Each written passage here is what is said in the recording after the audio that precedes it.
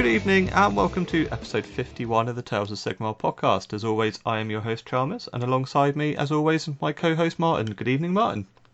Good evening, Chalmers, and how are you? I'm very well, thank you. I'm good. We've been to AOS events, so we have AOS 3 events as the well. Return. I know we did the one-day event, which we covered last episode, but this was the first proper 2-day one up in Scotland, so it's kind of a little bit more of normality has resumed. A weekend away and playing Warhammer all weekend, so no, it was a good thing. So that's going to be our main focus this episode. We're going to be covering our event that we went to, Lost and the Damned, that was run by Scott Smith up in Stirling. There isn't really much in news at the minute. We're kind of all just still waiting for Cruel Boys and Stormcast, which they keep saying August, but it's got 2 weeks of Kill Team pre-orders now, so I have a feeling that August release is going to be like the last weekend in August. Yes, very end of August you'll get it. We'll get the battle tomes, and then September will be everything else. But no, I don't know. It's a bit of a funny one. I mean, we kind of mentioned it last episode that you've got Dominion come out and then nothing. Like it kind of, I don't know. There seems to be a big gap between both of them. So yes, I'm not the biggest fan of it because they have previewed everything. It's just like, well, twiddling your thumbs. And I mean, you've talked about it before, like a lot of people who want to play Cruel Boys, like no one really wants to pick up Dominion or any of the starter sets until you actually know what the rules are going to be like. Absolutely. And spoiler, we've got hopefully a Path to Glory campaign coming up soon, and there's a couple of people in there that are wanting to do Cruel Boys, and there were some that wanted to do Stormcast, but it was very much like, we don't really want to start it until we kind of had an idea as to where it's going. Yeah, and yeah, we've kind of said end of August, but that might have to get revised. Yes. We'll see. I mean, to be fair, the first meeting is going to be 600 points, so it's not going to be a massive game changer, I think, if you don't have proper allegiance abilities then. But yeah, it would be nice if we could like actually play with the proper rules. So we'll see. Like I said, I have a feeling it will be pre-orders on the week beginning the 28th on the Saturday. Yeah, bank holiday weekend. And then, yeah, releasing on the 4th, which is a shame, but it is what it is, I suppose. Unless it's pre-orders. It will not be pre-orders on the 21st with models on the 28th. Kill Team's up on the 14th, which is this Saturday. But they've said Kill Team's going to be 2 weeks long. Oh, okay. So, unless they put up another pre-order on the 21st, they might do. It would be a little bit weird to then have lots of stuff released on the 28th, but we'll see. But yeah, hopefully, I was going to say slightly disappointingly as well, no FAQ. I know. I think it's just a fable at the minute, because I hear everyone going, "Oh, it's coming today," and it's like, is it? Yeah. Like everyone who seems to be quotation marks in the know, just are not in the know. So shock horror. Yes, I was told a couple of times over the weekend, this is definitely coming on Monday. You will see this on Monday, and I was like, oh, good. And a week has passed, 7 days, still nothing. Still haven't seen it. Yeah. I don't know whether that's a good thing or a bad thing. Depends what's in it, I suppose. Yeah. Here's your new FAQ of the tightest rules ever, and it's 400 pages. Yes. I don't think it will be, but no, I don't. And to be fair, I don't think there's that much in the core rules that need FAQing. I think they just need to. They just need to fix a few things, which I think we'll talk about kind of after our event, after our event coverage.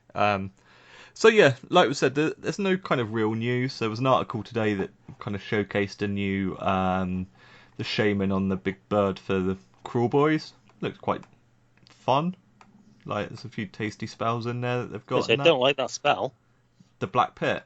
I can't remember what it was called, but yeah, like basically roll your armor or above, and it's a mortal wound. Yeah, so we might as well quickly go over it because it's better than just talking about games. So the Black Pit is a spell that's got a casting value of a 7 and a range of 12. Pick an enemy unit within range and visible to the caster, and you roll a dice for each model in the unit. For each 6, and for each other roll that is equal to or greater than the save characteristic, that unit suffers a mortal wound. So, yeah, it's a weird one, because against a horde that normally has a 5 or a 6 up save, you might do a little bit of damage. Against something with a 5 up save, you're going to do a lot. I mean, you think about it. You have a unit of 30, which seems to be the max for most these days, now that you can only reinforce twice. And they've got a 5 up save. You're potentially wiping out a third of that unit. Yeah. If they're all 1 wound, I mean, I'm again, spoiler, I'm hoping to do cities, but dwarves for my cities army for Path to Glory, and I was just thinking of those units. The 4 ups or the Ironbreakers are 3. You know, a unit of 30 Ironbreakers, you could wipe 20 out of 30 with one spell. That is true. Yeah. That's devastating. Now I appreciate that people are like, oh well, Stormcast have got 2 or 3 wounds each, and they're only a 4 up. So, you know, outside of Stormcast, there are quite a few medium save 1 wound big blocks that could suddenly get hit quite a bit. So yeah, it's quite a tasty spell, and it's also got, where is it, the Sneaky Miasma, which is the spell that I really like, and I think it's kind of gone a bit under the radar. It's casting a 6 in a range of 18. You pick a friendly Cruel Boys monster within range, and that monster can make a normal move. So, all those new little gribbly monsters that are coming out could suddenly get a double move in a turn. Yes. Be interesting. And the beauty of that is, if the shaman, can he do it to himself? Yeah, because you're in range. Well, if it's got the monster keyword, which I assume it will do. So, in which case, you potentially can do that to yourself, because the one we've just talked about was only range 12. Yes. So you just do your normal move, and then all of a sudden you're going to be potentially within range 12 turn 1. Yeah, well, yeah, it's got a 14-inch move. Yeah, so even 24 inches away, you could cast be 2 spells. So yeah, you could move 14, cast that, and then in your movement phase, fly back away. Don't need portals. Sod all that rubbish, you know. So no, it looks nice. It's also got a thing that says Mork says no, which I quite like as well. So each time the unit unbinds a spell, the caster suffers a D3 mortal wounds, but then on an unbinding roll of a 10+, the caster suffers D6 mortal wounds. So again, that's a pretty tasty little spell. And once per battle, when you attempt to unbind a spell, you can use its Screamin' Mandrak, and you can attempt to unbind on 3d6. So if you've got that little wizard that's got only a couple of wounds left, and you want to guarantee that it goes, you pop your 3d6, dispel it, and then 3d6, I think the average is 10. I think it is. I think it's 10 on 3d6. So sounds about right. Yeah, d6 mortal wounds. Yeah. Could be quite nice. 10.5. So yeah, I think it looks quite solid from what it does. It's obviously point dependent and whatnot, but it's a fantastic model as well. So it is, and as you say, it's point dependent. A lot of comes out 700 points. You're going to look at it and say maybe not.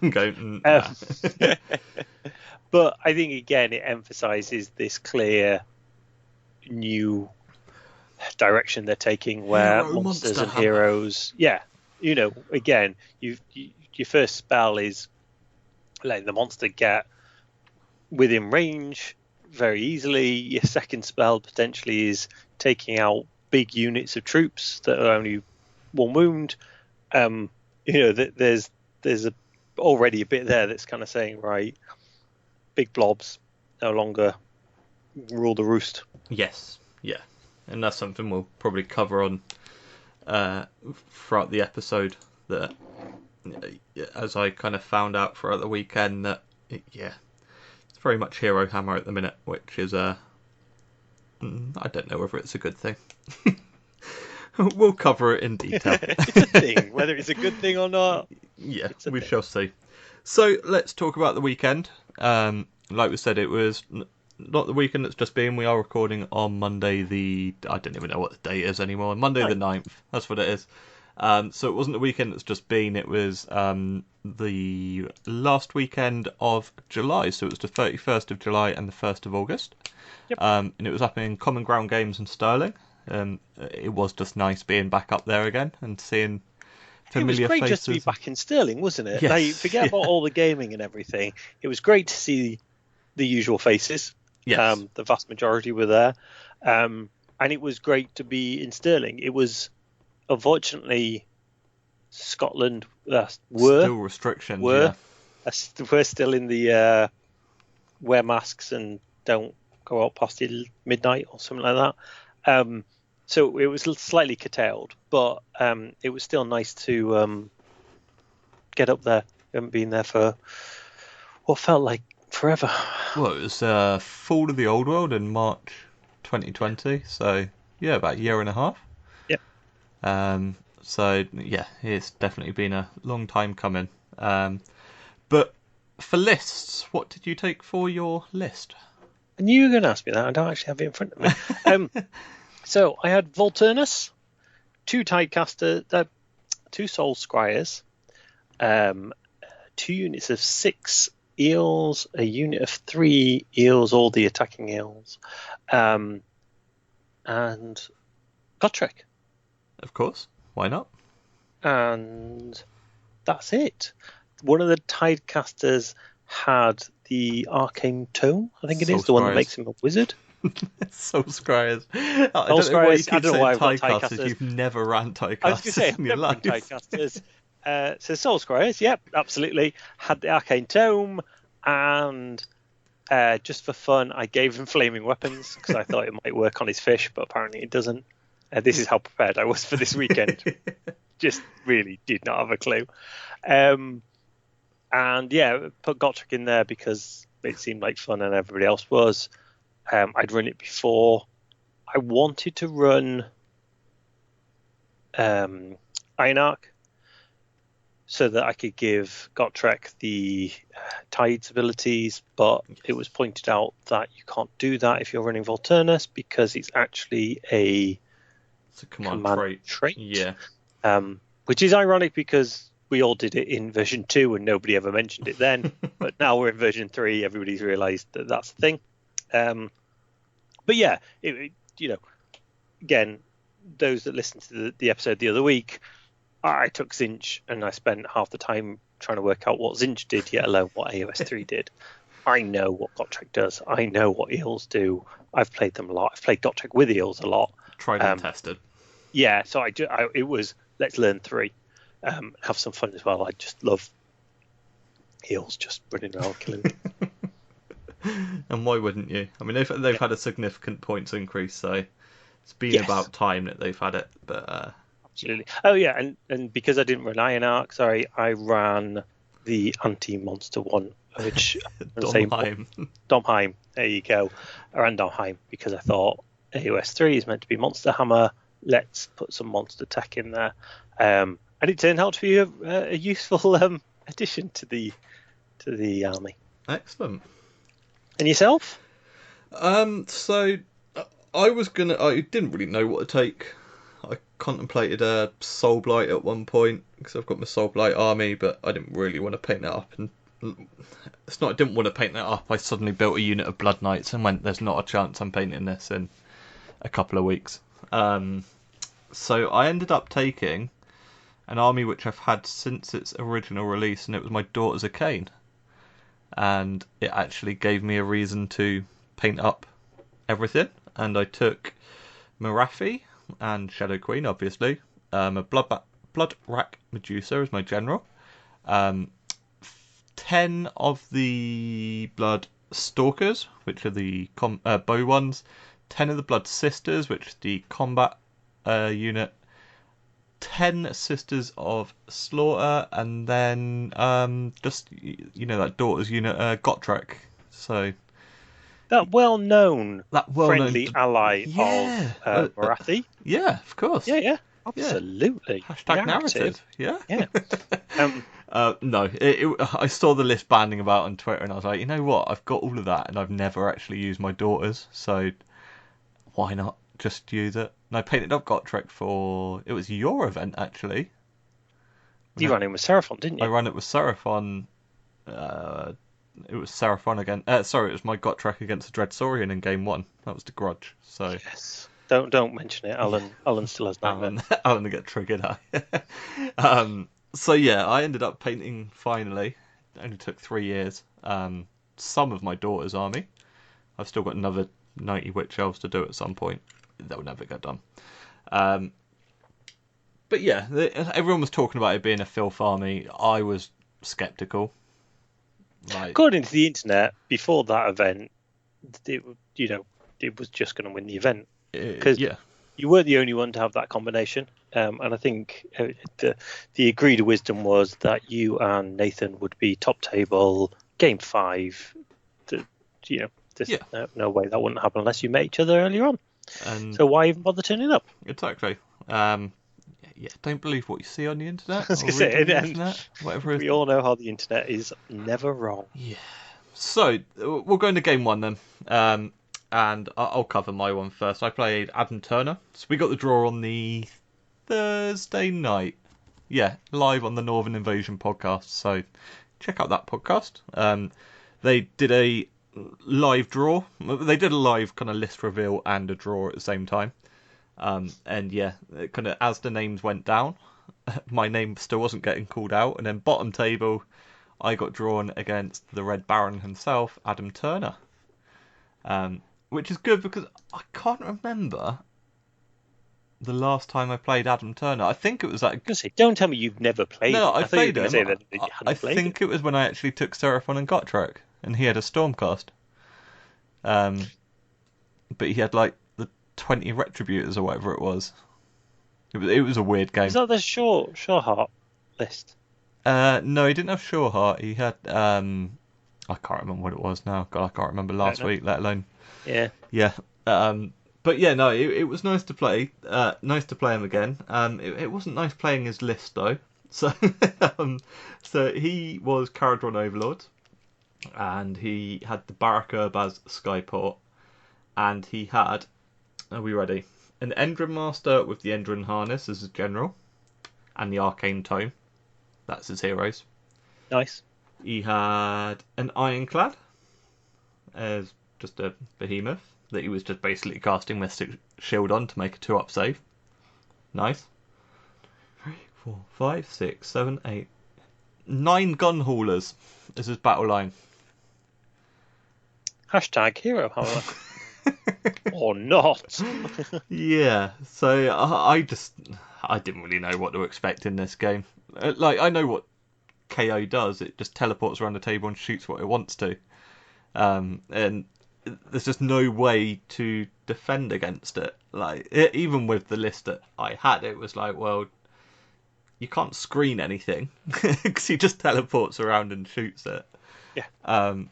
I knew I could because he had no battalions or anything. So I was in a battle regiment, so I was literally 1 drop, whereas he had all the 11 drops or whatever it was.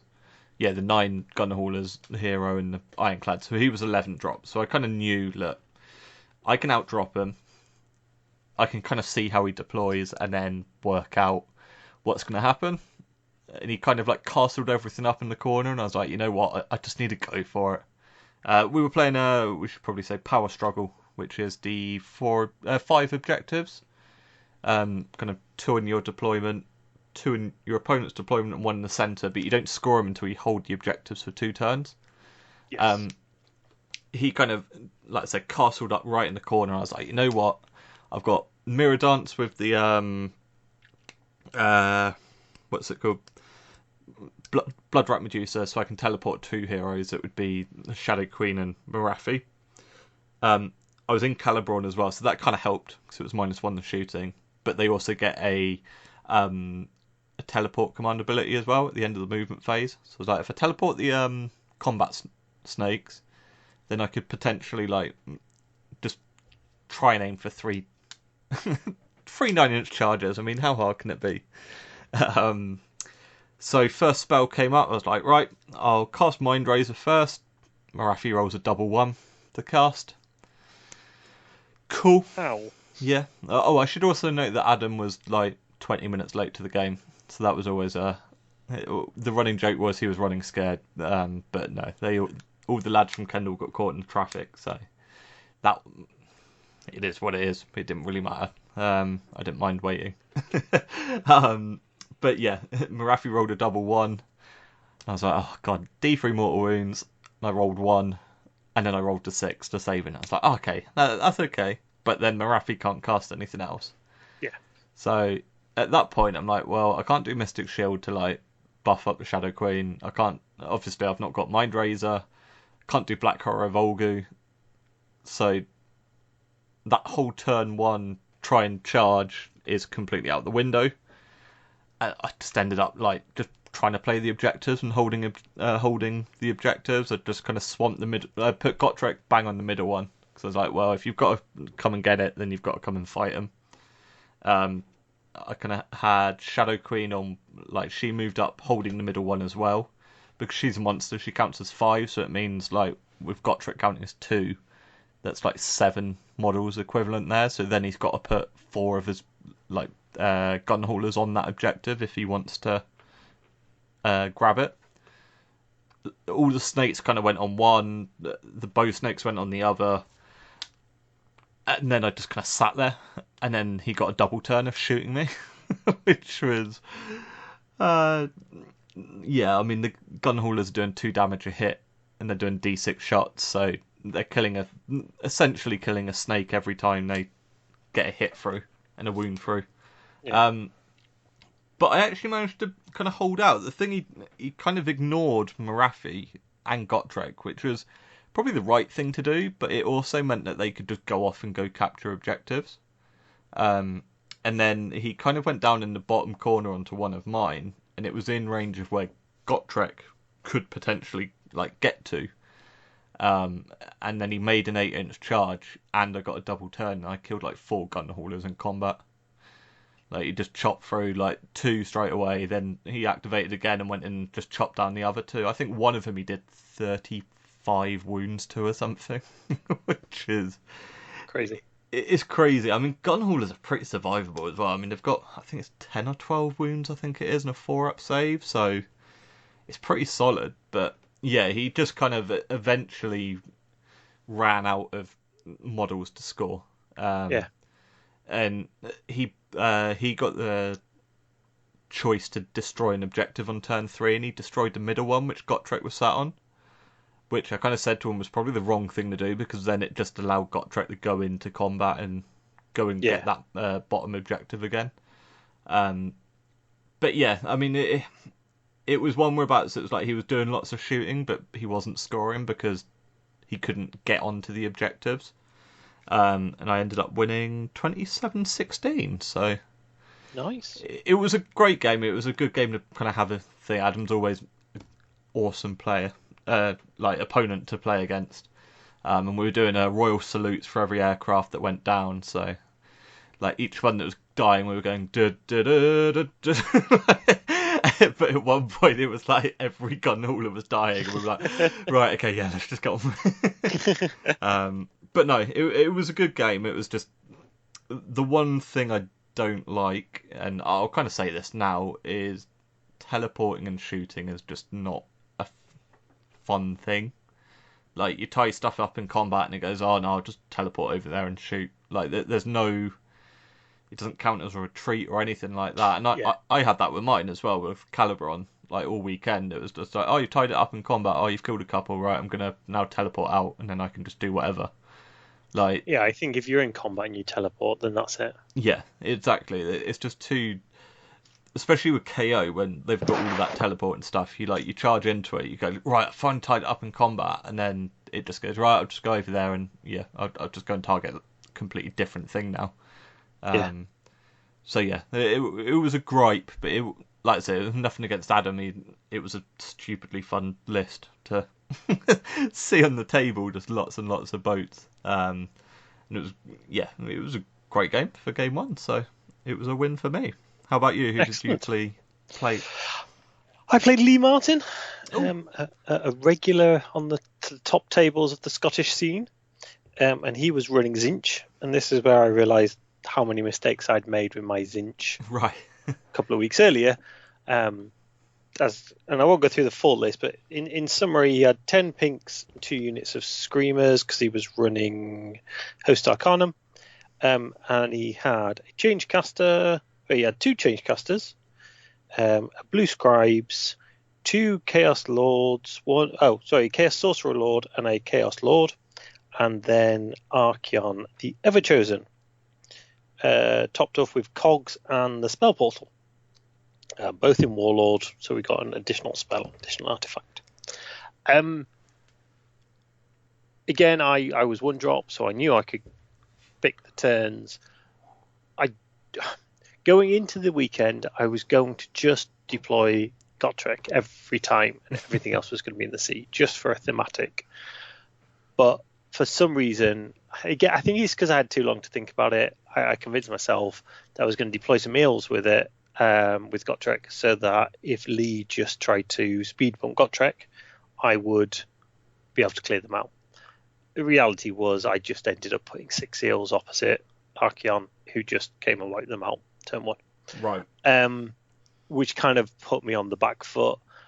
Lee's a good player. And fair play to Lee. He had 101 spells to go. So one of the things I learned was Cogs is every wizard within 6 inches. Yeah. So I definitely should have taken it when I took Zinch the other day. I thought it was still just 1, so that's why I didn't take it. I couldn't understand all the fuss. So yeah, and he was able to summon more or less every turn a unit of 10 blues to stick on objectives. Pink horrors are just silly. I said that last time, and I stand by it, having played with and played against them. It's just a unit that should not exist the way it exists.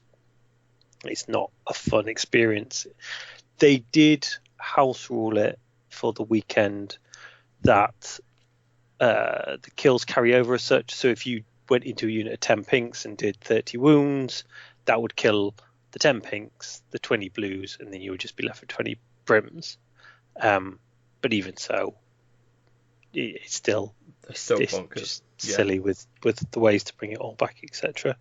Gotrek plodded across the board. Lee made a couple of mistakes that meant that I could get Gotrek in.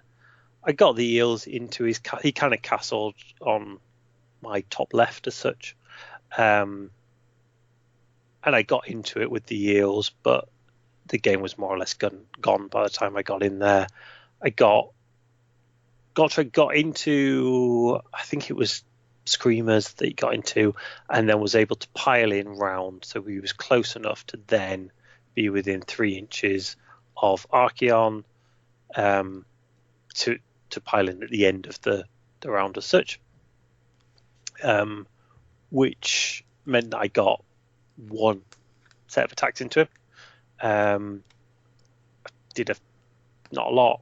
Archeon making you reroll 6s in his 4-up mortal wound save kind of helped him out. Lee was scared of Gotrek onto him though, and I was kind of like, you're ahead, just let me kill him. Or at least let's see what happens, no guarantee the Gotrek's going to win that fight. But Lee, I think it was 3 into 4, and I think the game was still more or less in the balance. Lee was strong favourite, but there was a chance. But Lee got priority, and he was able to move Archeon away and his characters away. I think had I got priority going into 4, there was a strong chance I could have wiped out nearly, I think, all of his characters. At which point, I think I would have been, stops the summoning, stops the spells, in a much better position. But wasn't to be. No gripes. Lee played the better game. I kind of, as I say, went into it not really knowing what to do against his army. Just threw some eels and Volty into it, see what happened. Gotrek slowly chugged across the board, and as I say, finally got into Archeon for a bit, but not long enough. Yeah. Do you find, Um, just talk about Gotrek tradition across the board, did you find the new table sizes helped them? um, yes, I think it does. But like I say, when I've run him in the past, I've run him in 9 arc, so he can run and charge Yeah. turn 2. So, unless people actively roadblock him, he was normally in combat turn 2. It does make life easier, absolutely. I think probably the table size has a bigger impact on eels. Oh yeah, I can Because imagine. Yeah. eels come in from the side, you don't have as far to go anymore. Yeah. Because front to back has reduced 6 inches, but side to side is reduced by, was it a foot? It's a foot shorter and it's 4 inches less wide. Yeah. So I mean that foot that's going from 6 to 5 foot wide is pretty big for the eels, because it means they can get into the game a lot quicker. It's a lot easier to get into that centre circle from the sides, etc. So no, yes, it does help Gotrek, but I think for me it helped my eels a lot more. Yeah, that's fair enough.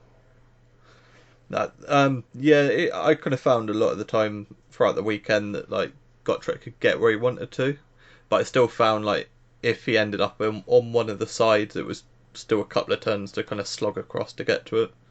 Yes. Where he wanted to go. It definitely helped him, though, I think.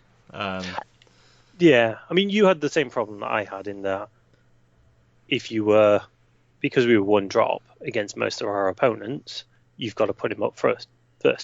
Yeah.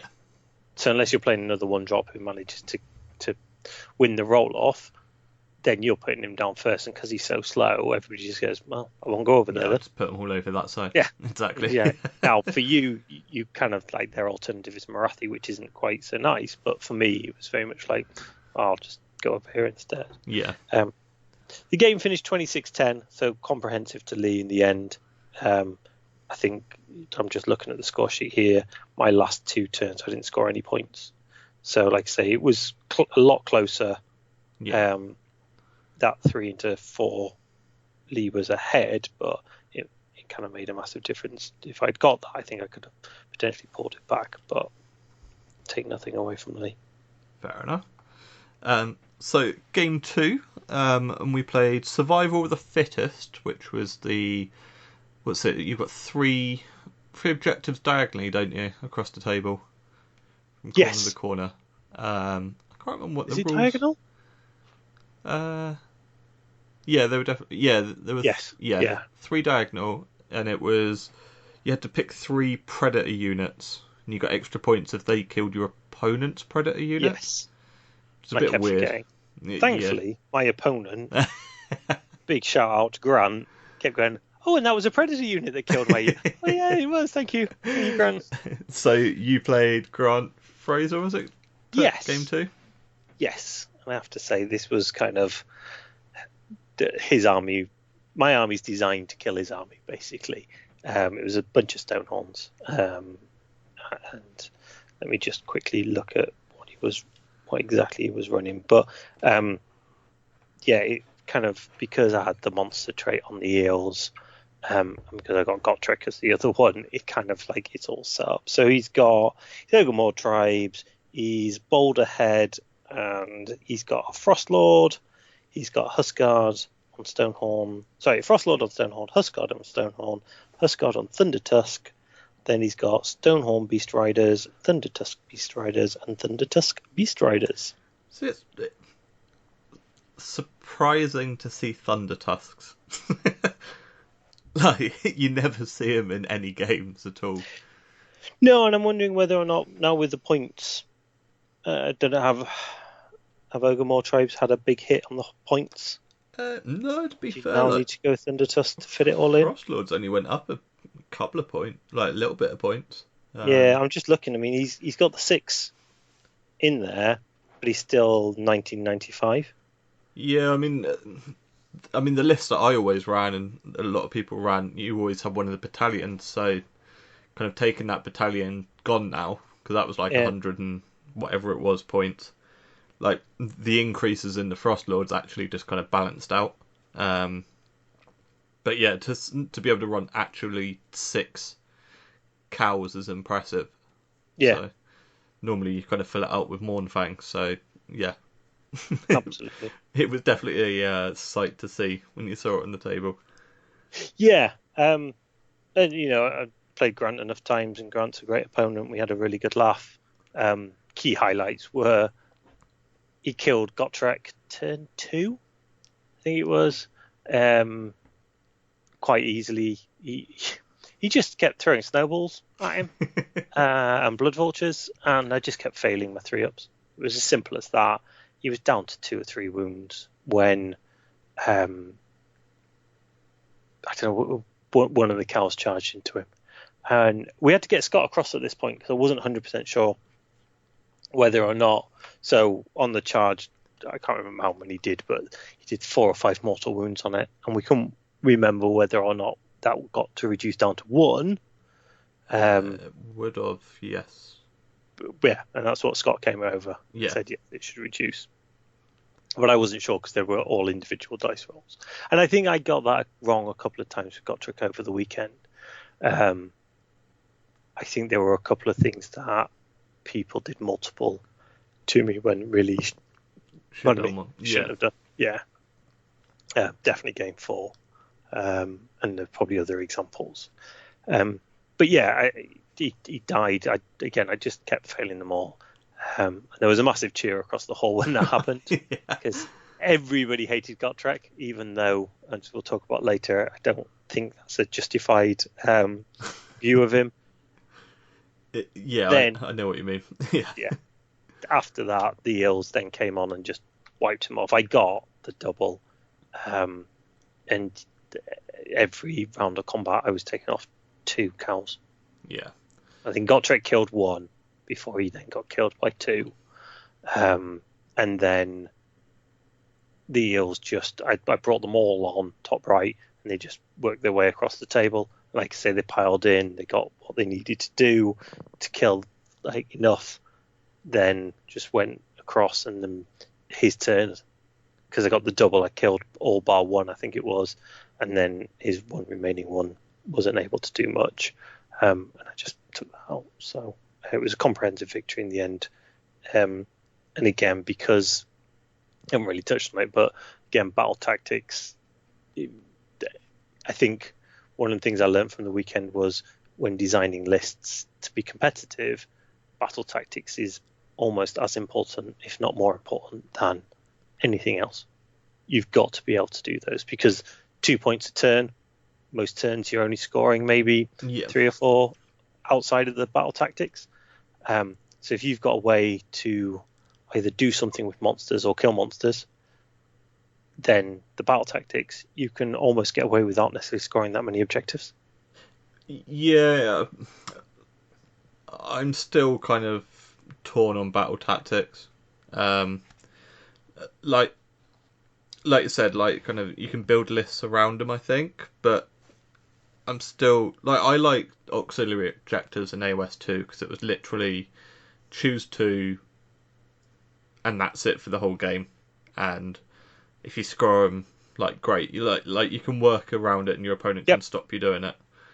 The thing I found in battle tactics is you're picking one every turn, so you're always kind of thinking, but the thing is, half of them you just can't stop them happening.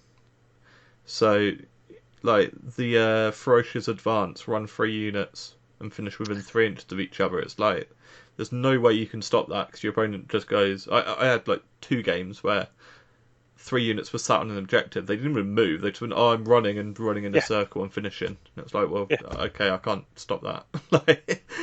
No.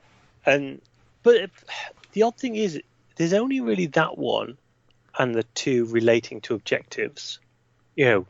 Captured 2 objectives that aren't wholly within your territory. Well, there aren't any, I don't think, that are wholly within your territory. Yeah, I think there's I think there's 2 missions that have wholly within territories, but diamond formation, isn't it? Yeah, the majority are on the edge of your territory. Yeah. And it's turn 1, people are I'm playing that, I've got it. And it's okay. Yeah. That's great. yeah, I don't know. Like, But I I think, understand why they've done them, but yeah, I think the skill with them is not necessarily always to go with the obvious, because that's sometimes what I found was later game. I could have done with one of those ones yeah, that actually, because there was one point, and I think it was the Grant game. It might have been another one. I can't remember, but essentially he had no, it wasn't the Grant one. There was one monster, and he was this warlord as well, and I actually killed it in a turn that I didn't pick to slay the warlord, and I didn't pick bring it down. But it was too much of a good opportunity. I had 6 eels that were able to charge it. yeah. Why would you not? And potentially you're giving away up to 4 points by doing it. Do you see what I mean? I know It's what. this Yeah, I really know what you bizarre mean. bit where you get stuck in it. You go, everything tells me I need to charge that. I need to kill it. If I don't, he's probably going to charge my eels and kill them. Yeah, But if I do it now, I lose out on 2 points. I know what you mean. Yeah, the thing I kind of found sometimes though in a couple of the games, like my opponent had one monster that was also a warlord. Yeah, So that battle exactly that. tactic, like, it's like, Yeah. right, okay, so I can only get one of these. And it's like, well, it doesn't really matter which one I choose because I'll get it anyway. So, yeah, I don't know. It's weird. I mean, it would be nice if there are faction specific No, no, ones. no. I do not want faction But specific ones. no. Let me finish. Let me finish. Faction specific ones that like don't break the game, obviously, but not like a full set of them. Like one or two that you can take that's different, that just kind of vary up the armies. But like I said, I'm still not sold on them, because there are just too many that are just easy to go right. I'll do that.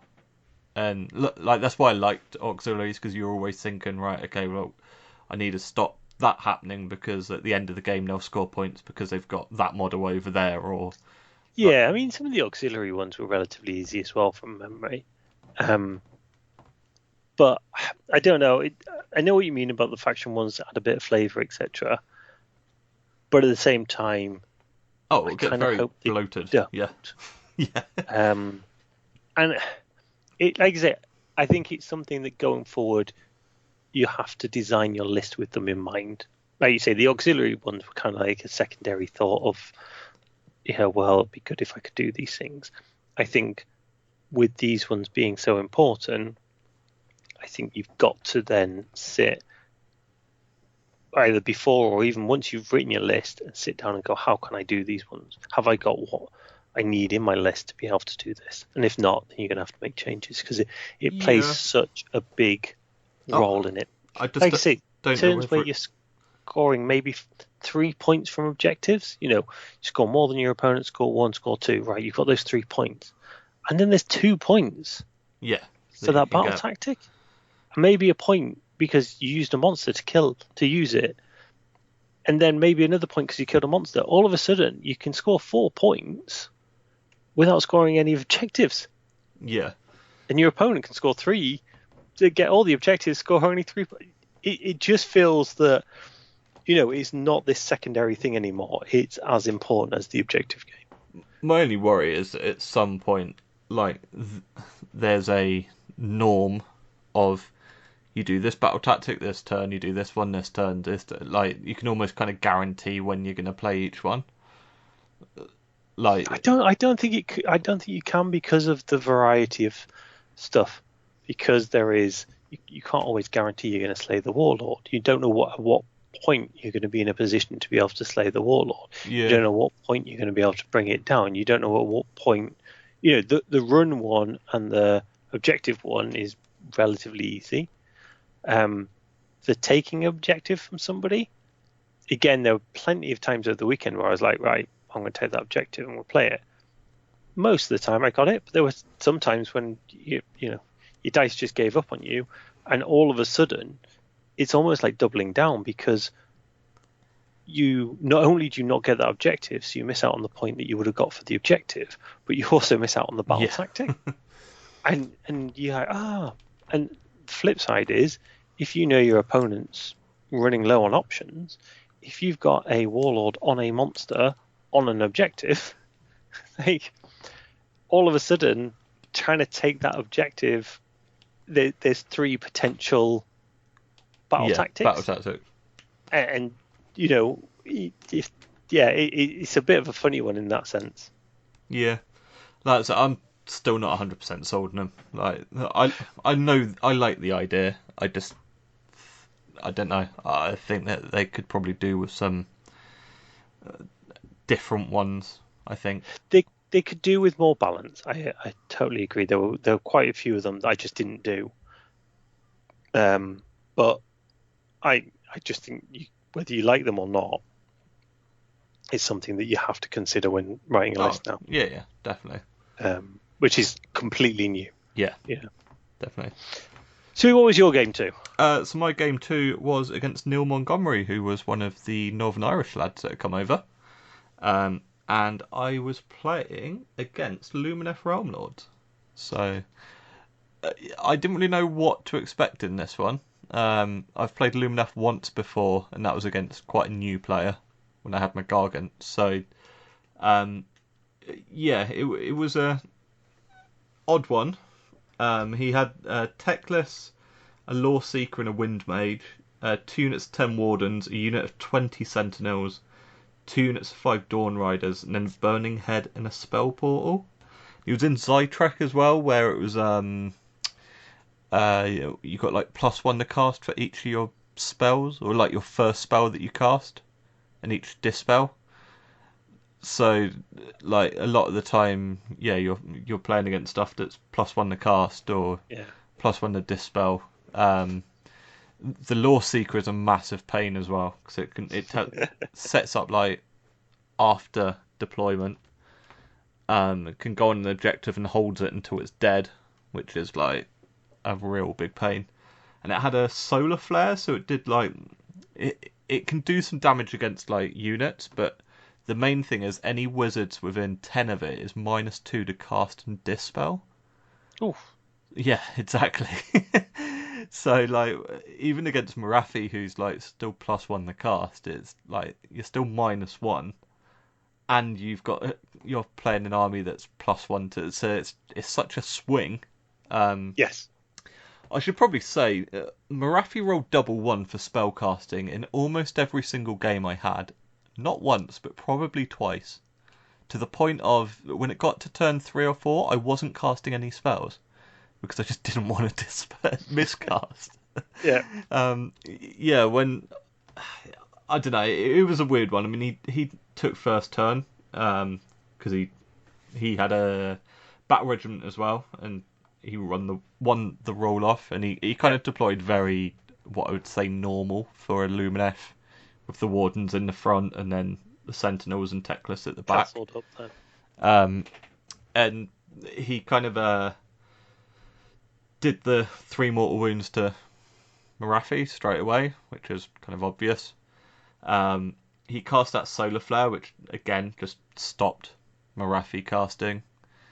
And I just didn't really know what to do. The Sentinels almost shot off like all the snakes in a turn, just with mortal wounds. It's just bonkers, like the amount of spell casting that Lumineth does. But with Zytek, it's like, I'll just roll a dice and then I've cast that. She's just like, right, okay. You just have to kind of playing Zinch. Yeah.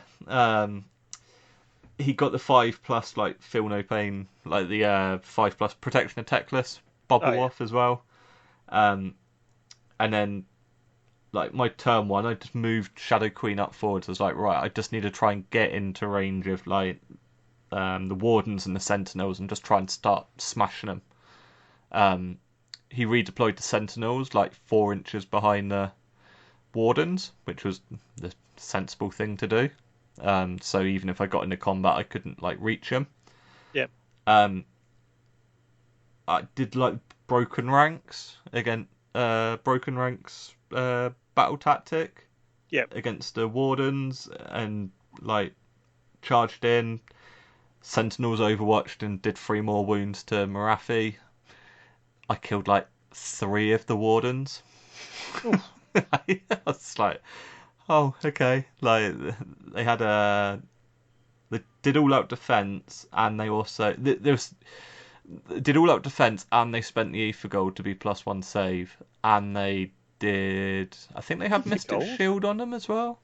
Not Aether Aether Gold? Gold, Aether Quartz. Wait, I don't know. I was going to say that. It's That's Aether KO. something or another. Aether, I don't know. Yeah. Whatever bollocks Quartz. tokens I think I it's get. quartz, isn't it? Yeah. So yeah, they were like +3 save. So I just charged in and went, right, okay, I've killed 2. That was good. Yeah, it's funny. Like the kind of AOS 3 no stacking, and yeah, I don't know about you, but all weekend I've found people were stacking saves upon saves upon saves. I'm going to rage against this later on, don't worry. I'm going to put it out here now. I enjoy AOS 3, but there's lots of stuff I absolutely hate about it. So yeah, I'm going to talk about that one a bit later, because it was even worse in one of the other games. So yeah, and then he got next turn. He won turn 2 priority. Did another 3 wounds to Shadow Queen. So like it was his turn 2, and I had 3 wounds remaining on Morathi. However, he didn't get excited, but he didn't do Solar Flare first as the first spell, and then tried to cast Protection of Teclis on a 10+. Morathi rolled double 6 to dispel it. Yeah. Which was huge. And then the moment he realised, he was like, oh god. He was like, I should have cast Solar Flare. I was like, I know you should have. And he still cast it afterwards and did everything else, but because he didn't have that 5-up 5-up ward save, yeah, like that was huge, because my turn I went in and he'd charged in and killed like all my combat snakes turn 2. It killed all my bow snakes. And this was turn 2. Like I literally had Morathi on 3 wounds. I had Gotrek. I had the Bloodwrack and the Sisters of Slaughter that were holding a bottom objective, and that was it. No, sorry, I had 2 bow snakes because they like almost lasted the whole entire game somehow. And then turn 2, Gotrek moved up, and I was like, right, I'm going to try and take out Teclis. It was like a 9-inch charge that I needed, but he then redeployed as I moved towards him. And then, yeah, so it turned it into a 9-inch charge. I rolled an 8, so I ended up going into his Wardens and Dawn Riders that were on the side, on the objectives that had just killed my combat snakes. He wiped all of them out, and I think that was his realisation of just how like strong Gotrek is. Yeah. Then I got the double turn going into 3, and then I was like, right, I'm killing Teclis this turn. Charged all the way down, got into combat. I think I left him on 6 wounds after the first activation. And I kind of piled in, so I tagged the Law Seeker as well. Right. Because my plan was, if I kill Teclis like in this combat, then I can if I pile around and get into combat within 3 of the Law Seeker, then I can attack him with everything. Left Teclis on 6 wounds. Law Seeker has 6 wounds. And then I was like, I need to kill both of them to grab that objective and like kind of get back into the game. And then I spent probably about 5 minutes, and Neil was like, it's fine. And he was kind of like laughing. He was like, I've always been told never to split the attacks. I was like, I've always been told never to split the attacks, and whenever I do, I always regret it. And he was like, so what are you going to do? I was like, I'm putting 3 into each. And he was like, only you thing sure? you can do. And I was like, I need to, otherwise I don't get. I think it was I had the conquer battle tactic as well, so like I needed to take that objective that he was holding, and I bang on did 6 wounds to Teclis, 6 wounds to the Law Seeker, like not a single wound over, and he just looked at me and went, fair enough. But at that point, this was the thing I was talking about a little bit earlier about moving Gotrek. That was in the top corner, and then that was him out of the game. Like, he'd killed Teclis and he'd killed the Law Seeker, but that was it. He couldn't do anything else. Shadow Queen obviously died. The Bow Snakes got into combat with the Wind Mage, and they were literally just like flapping at each other for another 2 turns until the Sentinels just shot them off. And then it came down to basically whether he could get his Dawn Riders into combat with the Medusa and the Sisters of Slaughter, which he managed to, because he did the, what was it, Speed of Haish, so it's like a 28-inch move. Yeah. Yay. Like, literally, they were in his deployment zone. He was like, right, I'll just move them all the way over there into yours now. And it's like, oh, okay. And then he kind of got into combat with them all. I killed all but one. And I had the Medusa and the Sisters of Slaughter left. Like, 2 Sisters of Slaughter left. He won priority, and he shot off the Medusa with, like, the 20 Sentinels. Because he was basically just rallying him back every turn. But then that turn, and this is something that Paul Daduka highlighted at the end of the game because he was watching us, he rallied an extra model into combat to fight the Sisters of Slaughter, which I didn't realise. Or, no, I didn't realise. I forgot that you have to be outside of 3 for rally. Yes. It didn't really. I didn't really think it affected it because, like, the one Dawn Rider against, like, 2 Sisters of Slaughter with a 5-up save isn't really going to be here or there. But he killed them and then got the objective, and he won 25-20. So it was very much down to holding that objective, and I think it was one of his battle tactics he did. Like, his grand strategy was like prize sorcery, keep a wizard alive, and when his whole entire army's a wizard, it's like, cool. Yeah. You literally have to table him, otherwise it's like you can't score it. My grand strategy is sever the head, which is kill all the heroes, so I had to kill the Wind Mage, but I didn't have anything left that could reach him. So no, it was a really good game. Like I said, really close. There was just a couple of bonkers bits in there, and like I said, just Lumineth and spellcasting is just like, I'd hate to see Lumineth versus Tzeentch, because I just think like you probably wouldn't get past turn 2 with the amount of spells. Well, there's probably not going to be much combat. It's just going to be spells and shooting. Spells and shooting, yeah. Well, I don't know, because the like Dawn Riders and Wardens are not too bad in combat, but I know what you mean. It's kind of, it would be very much spells and shooting, but yeah, it's still a lot of spells and a lot of shooting. So yeah, and I can imagine a lot of the spells are just going to bounce off each other. Yeah. Yeah, so like I say, it was really good. I mean, the biggest pain was he was doing the command bellowing voice or whatever it was. So like, any command abilities cost 2 CP. Yes. Like, which is just horrible because you can't do anything. Especially now that command abilities kind of, you've got so many different options now in 3. You want to do this, and it's like, well, if I do that, then I can't do anything else for this turn, or yeah.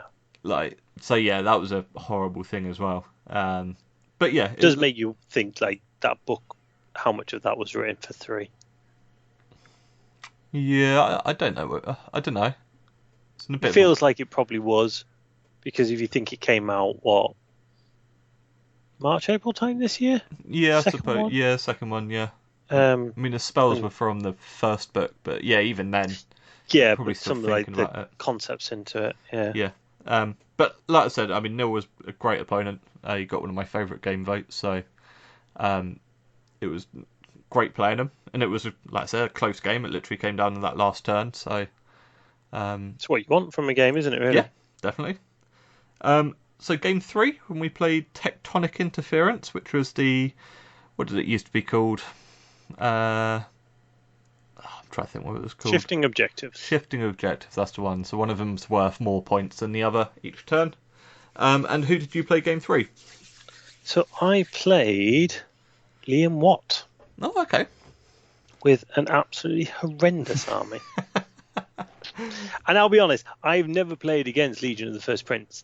So I had no idea what any of this did. And, I fell into the traps completely. So he was Legion he was running Legion of the First Prince, with Be'lakor as his Be'lakor. Yeah, Be'lakor was his general. Kairos, Corn Demon Prince, Contorted Epitome, 10 pinks, 10 pinks, 10 Plague Bearers, Life Swarm, Shackles, and Spell Portal. Mm-hmm. Lovely. Tasty. It is what it is. I kind of, knowing before the game this was going to be an uphill struggle from the start. Liam knows what he's doing. He's a good player. I think he was pretty chilled in this game, though. Fair play to him. Spoiler, he won Best Sport for Chaos, which got some ironic cheers from the crowd when he got it. But he obviously went into that with a mindset of just helping people, because he was really good in the game. He was pointing out all the things that you need to do in 3. I think, in fairness, across the weekend, I'd say most people were the same. Yeah. There was a rule about take backs. I don't think any of my games had a take back in, but if you saw an opponent do something, you explained it to him. And Liam was really good with me, because he was explaining a lot of the things. He was kind of like, and just be aware this can happen. I'd be like, right, yeah, there's not much I can do about it, but thanks for letting me know. And then I get destroyed by it. So I deployed Gotrek in the middle. Probably a silly idea. And I think I started everything else off the table. Gotrek tried to go up the middle, but he had his Corn Demon Prince put whatever it is, so you double your charges. It halves all your rolls, doesn't it? Yeah, halves all your rolls as such. So it's, what is it? It's Blood Slick or Ground. Yeah, I know what you mean, yeah. Be'lakor did his thing with a unit of 6 eels that are about to charge in. I did kill Kairos. I did manage to kill... Gotrek did get into Be'lakor in the end and kill him. Didn't really touch the pinks, because I knew that would be too painful.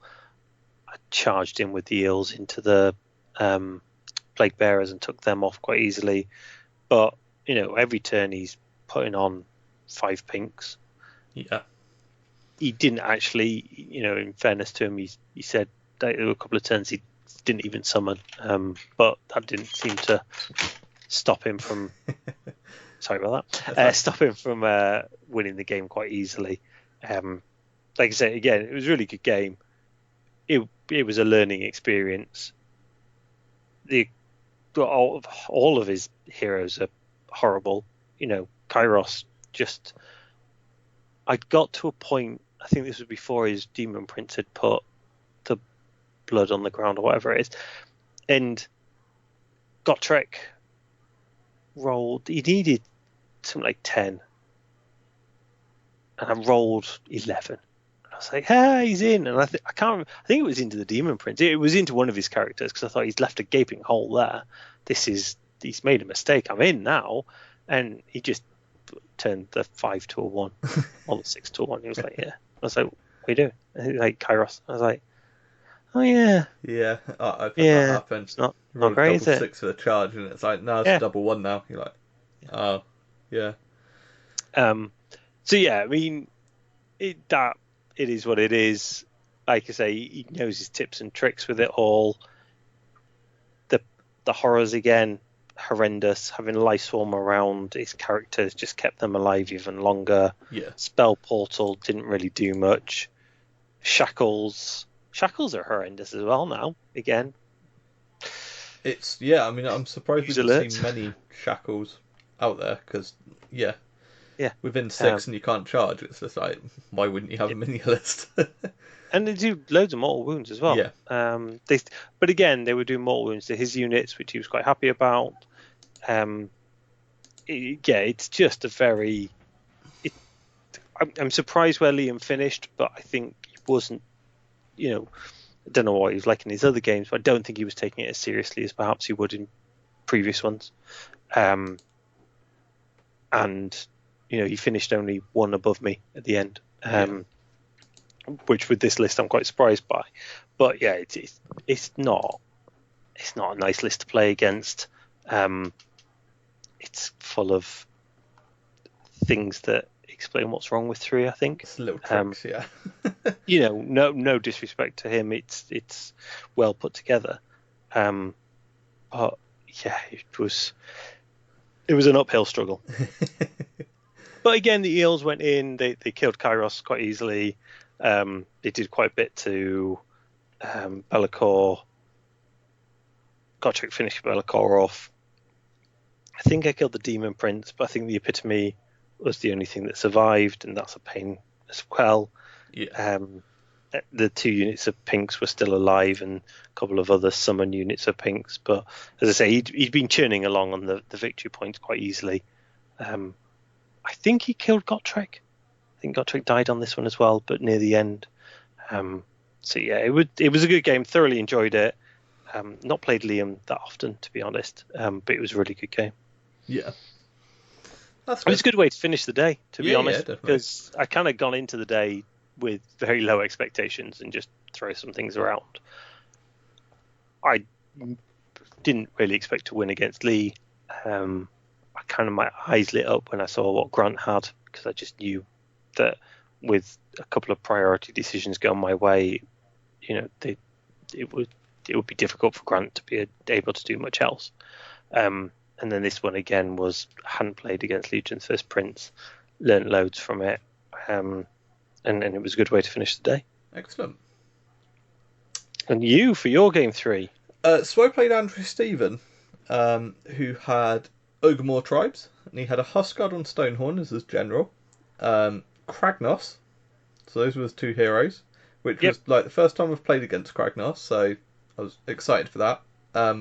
A unit of 4 Mournfang, and then 2 Stonehorns, just normal Stonehorns in a battle regiment. So, yeah, I mean, I won the priority for this, so he was a battle regiment, I was a battle regiment, so I knew, like, I could choose.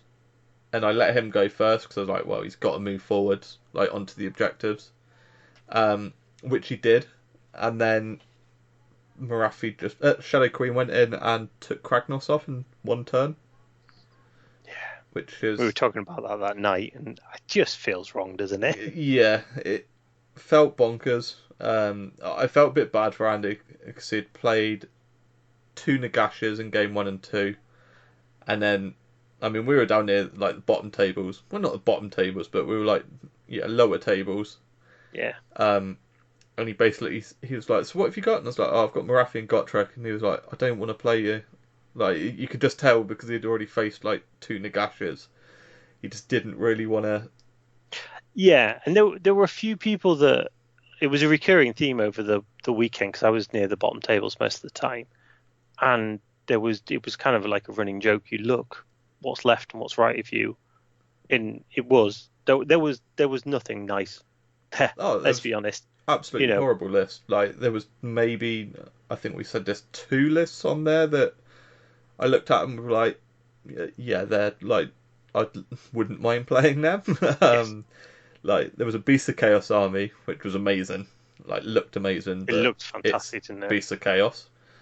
And I can't remember what the other one was. I think there was a Stormcast list, which it had Gotrek in, but it was still a Stormcast list.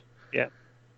And everything else, it was just utter fit. It felt like kind of the filth level had been up to 11. Yes, absolutely. Horrible. I mean, there were Gotreks left and right. There was Gargants near the bottom. There were, it was just filth all over the place. Yeah. So yeah, that was a kind of like I'd never played Andrew, so that was a little bit like oh, okay. Yeah. Like, to be told I don't really want to play you on game 3, like, oh, okay. Then I took Kragenos off in like turn 1, which kind of went, oh, okay. And then I won turn 2 priority and like took off his Huskard and one of the Stonehorns. And then he basically just called it. It just worked out the points, and just went, I just want to go home. So I think he was a little bit like downhearted because he's played 3 like horrible lists, in day one.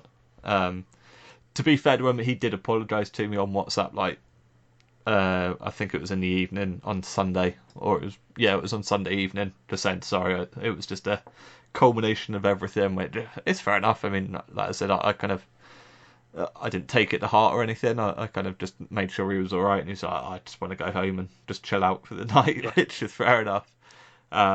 So yeah, it was a kind of a non-game. We were finished in like less than an hour. I won 29-12.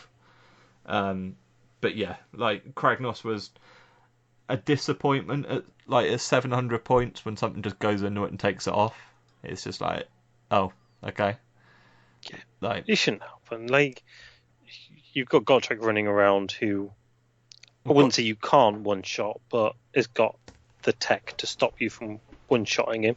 Yeah. And then you've got this god monster thing that Morathi can just take out in one round of combat. It's like, yeah, he's got a 2-up save, so you could kind of say, oh, it's a bit bad luck. I mean, Morathi did have, Shadow Queen did have Mind Razor on, so it is -2 round, and it's 4 damage a hit. Still. But yeah, it is just, something isn't right there points wise for him. Like, I think like I said, even a 5-up ward, like, kind of would make sense. But he has this, whenever you damage to him, he does this Roar of Anger, and he damages every unit, like, in range. Yeah. Depending on what you roll. And even that on turn 1, like, he didn't do any damage to me, but he, like, did 3 mortal wounds to, like, all of his units, which, again, didn't really help, because he's like, oh, okay. So yeah, I mean, it like I say, it was a shame that it ended day 1 like that, but I think even if he kind of continued playing, there was nothing really he could have done differently. I mean, Gotrek didn't even get into combat; he was still halfway up the table. So even if he got rid of the Shadow Queen, then Gotrek was in front of like another couple of Stonehorns that were kind of half dead.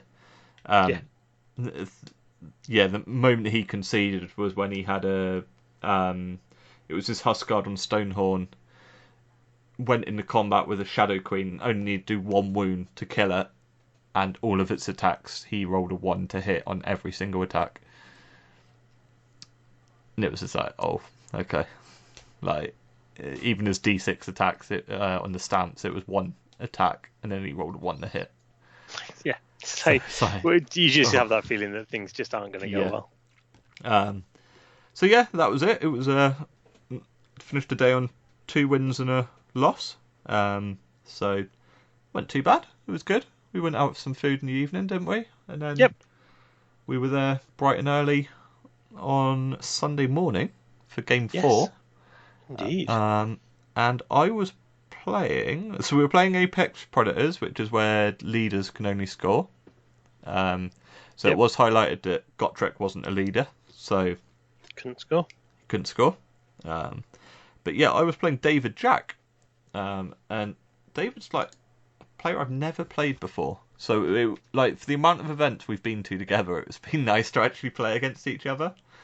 And he was Soulblight Gravelords, and he had a Vampire Lord and Zombie Dragon, a Cairn Wraith, 6 units of 5 Blood Knights, that is 30 Blood Knights, 3 units of 3 Fellbats, and a Corpse Cart.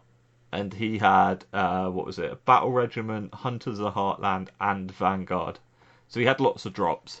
I was 1 drop, so I knew I was out dropping him, and I knew he only had 2 heroes. And I even had, like, I knew what I needed to do. Just teleport the bow snakes in front of it.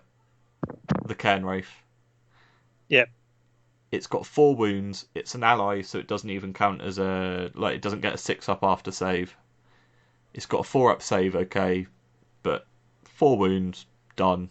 Bow snakes, they've been 20 shots. They're consistently doing 5-6 mortal wounds a time on a 6 to hit.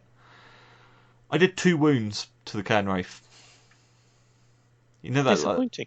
You know that time when like the dice, they're consistent, and then that one time when you need them to do the one thing, it just goes, nah, you're alright. So yeah, my whole turn one plan of just that's what I'm gonna do, and then it just went no. And I was like, oh, okay. Um, I put Shadow Queen and Gotrek in the middle, and then Morathi and the Blood Rack up top. Looking back, I probably should have put Gotrek with Morathi and put the Shadow Queen in the middle, just to have two fighty units. Okay, you can still only do 3 wounds, so it doesn't really matter where you go, but it's still 2 big threats on each objective.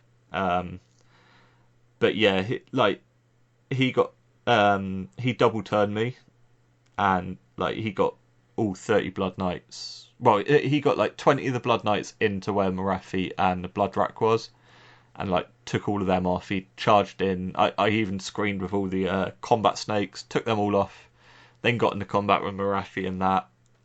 Took off the Blood Rack, just kept doing the wounds to the 3 wounds to Shadow Queen, and then bow snakes obviously didn't do the damage to the Cairn Wraith, and then the zombie dragon got into combat with them and took them off. So Gotrek just kind of, I kind of knew what I needed to do, and I just had my ploy of Gotrek had to go down. And he had 2 units of 5 Blood Knights screening his vampire dragon. And I moved Gotrek forwards, and he redeployed, but he did what I thought he was going to do, and he redeployed backwards towards the other unit of 5 instead of forwards. Right.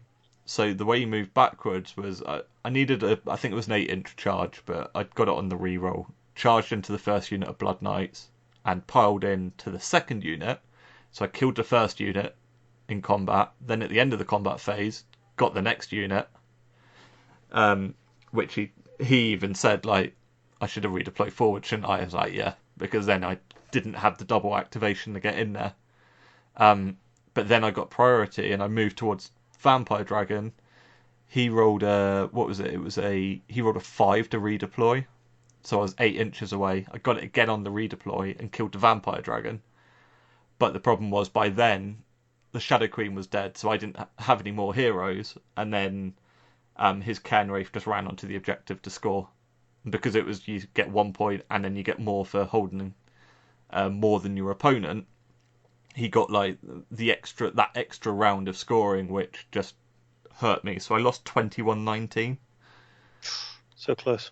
Exactly, and we even said if the bow snakes had done what they were meant to do and just take off the Cairn Wraith in 1 turn, yeah, it's a kind of foregone conclusion, because even if his vampire dragon sat there, it's only 1 unit that can score. But yeah, it was a pain. We had to roll out turn 5 just to work out.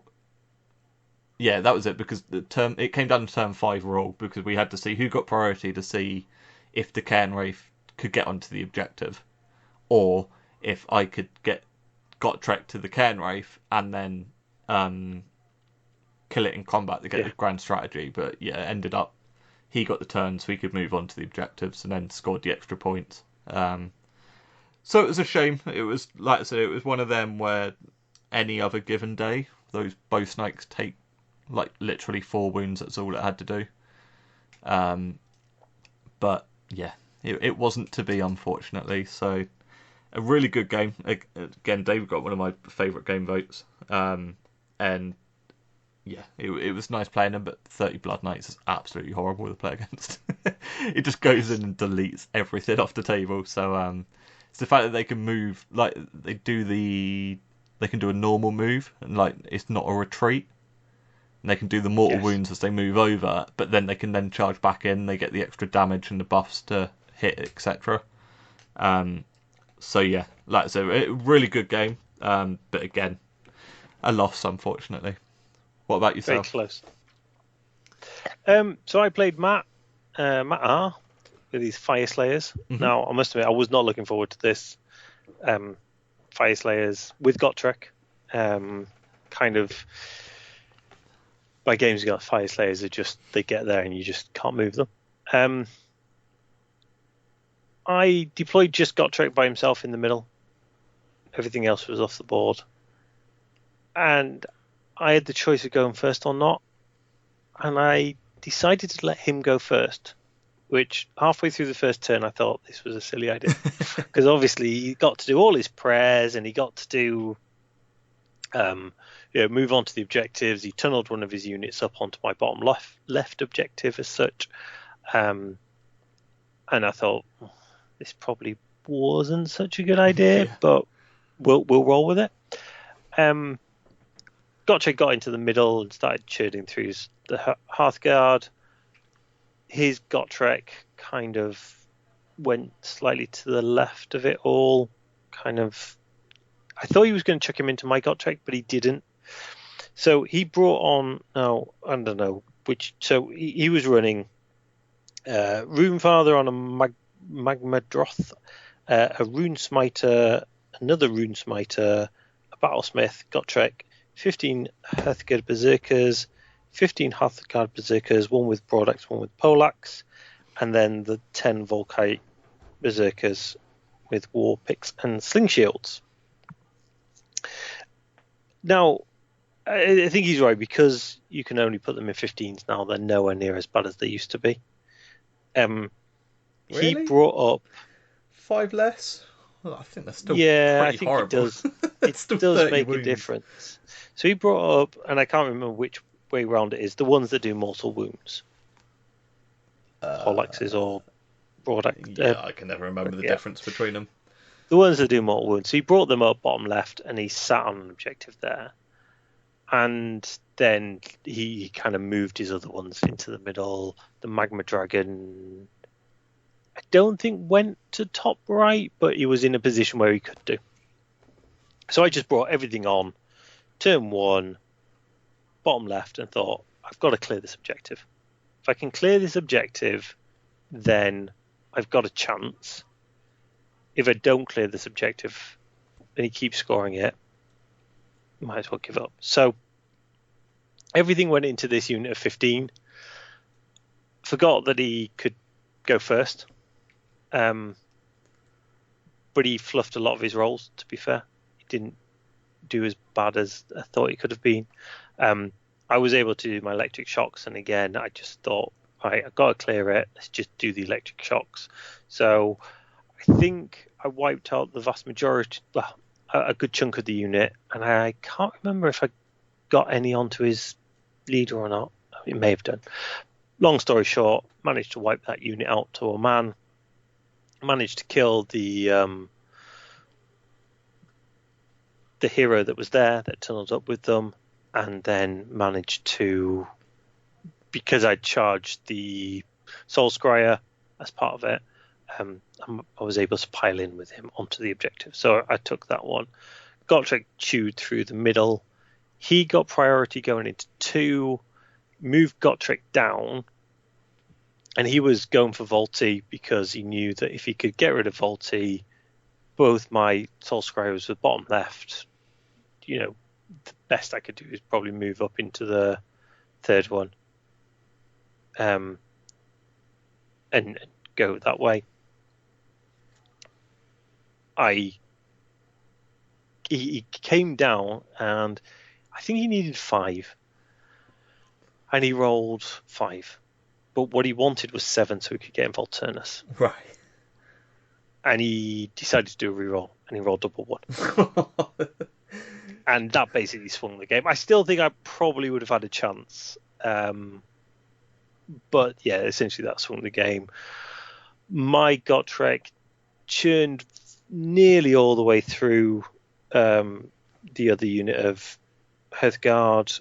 My eels managed to pick off the characters, load of eels. This was the one where it was the general and the only monster. So I charged a unit of 6 eels. I was able to get a unit of 6 eels into the Runefather on Magmadroth at the top, but I hadn't picked that as the objective. Right. Or battle tactic, because I didn't think it was going to be doable. It needed something like a 10-inch charge. So yeah, I managed to clear that up. I think there were 2 Hearthguard left, maybe 3 at most, and slowly churned through Gotrek. This was another one where he was doing 2 mortal wounds at a time to Gotrek, and it should have only been 1. Right. Not mortal wounds, 2 damage on the whatever it is. I think his Gotrek survived. I managed to run Volti from the bottom left all the way up to the top right after I'd killed his Magma Dragon. I just sat on the objectives, and he had, I think his grand strategy was hold the line, and I'd completely forgotten he had that as his grand strategy. To be honest, most of the game we just spent laughing at our inability to do anything, and we both got so much wrong. And yeah, he mentioned it. I was like, "Oh, right." And then I managed to run everything up and charge them, but I don't think I managed to wipe them out. So I got the win. It was pretty comprehensive win in the end. See if I can find the scores. What was it? 8-24. Okay. To me. Right. Yeah. So pretty comprehensive, but it was one of those ones where, yeah, it was an odd game and we just got so much wrong. The one thing that I did remember was to do smite. So my 2 soul scryers, because they're priests, were able to smite his priests. Right. And I kept doing that, whereas he was doing buffs with his priests onto his units. Okay. Yeah. So, because I didn't really have anything else to do with mine. So yeah, that was interesting. I managed to chip away quite a few mortal wounds. Yeah. I was gonna say that with the priests, it's everyone goes on about curse, but you kind of forget that you've actually got those just the core prayers as well. Yes, absolutely. I took curse on both of mine and didn't use it the entire weekend. It's too difficult to. It's too short range to get in range, and then yeah, absolutely. But yeah, no. So we were both 1 and 2 at that point, so neither of us were taking it seriously. Matt, I think before the tournament had played 1 AOS 3 because he wasn't originally meant to be in the tournament. He was the spare player because someone had to drop out. Yeah.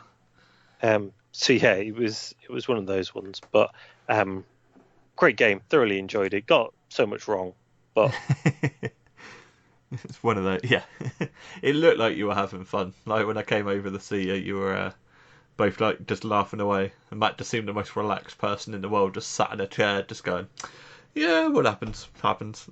Yeah. He didn't seem that fussed about anything that was happening. No, and it was played in a really good way. Yes. Excellent.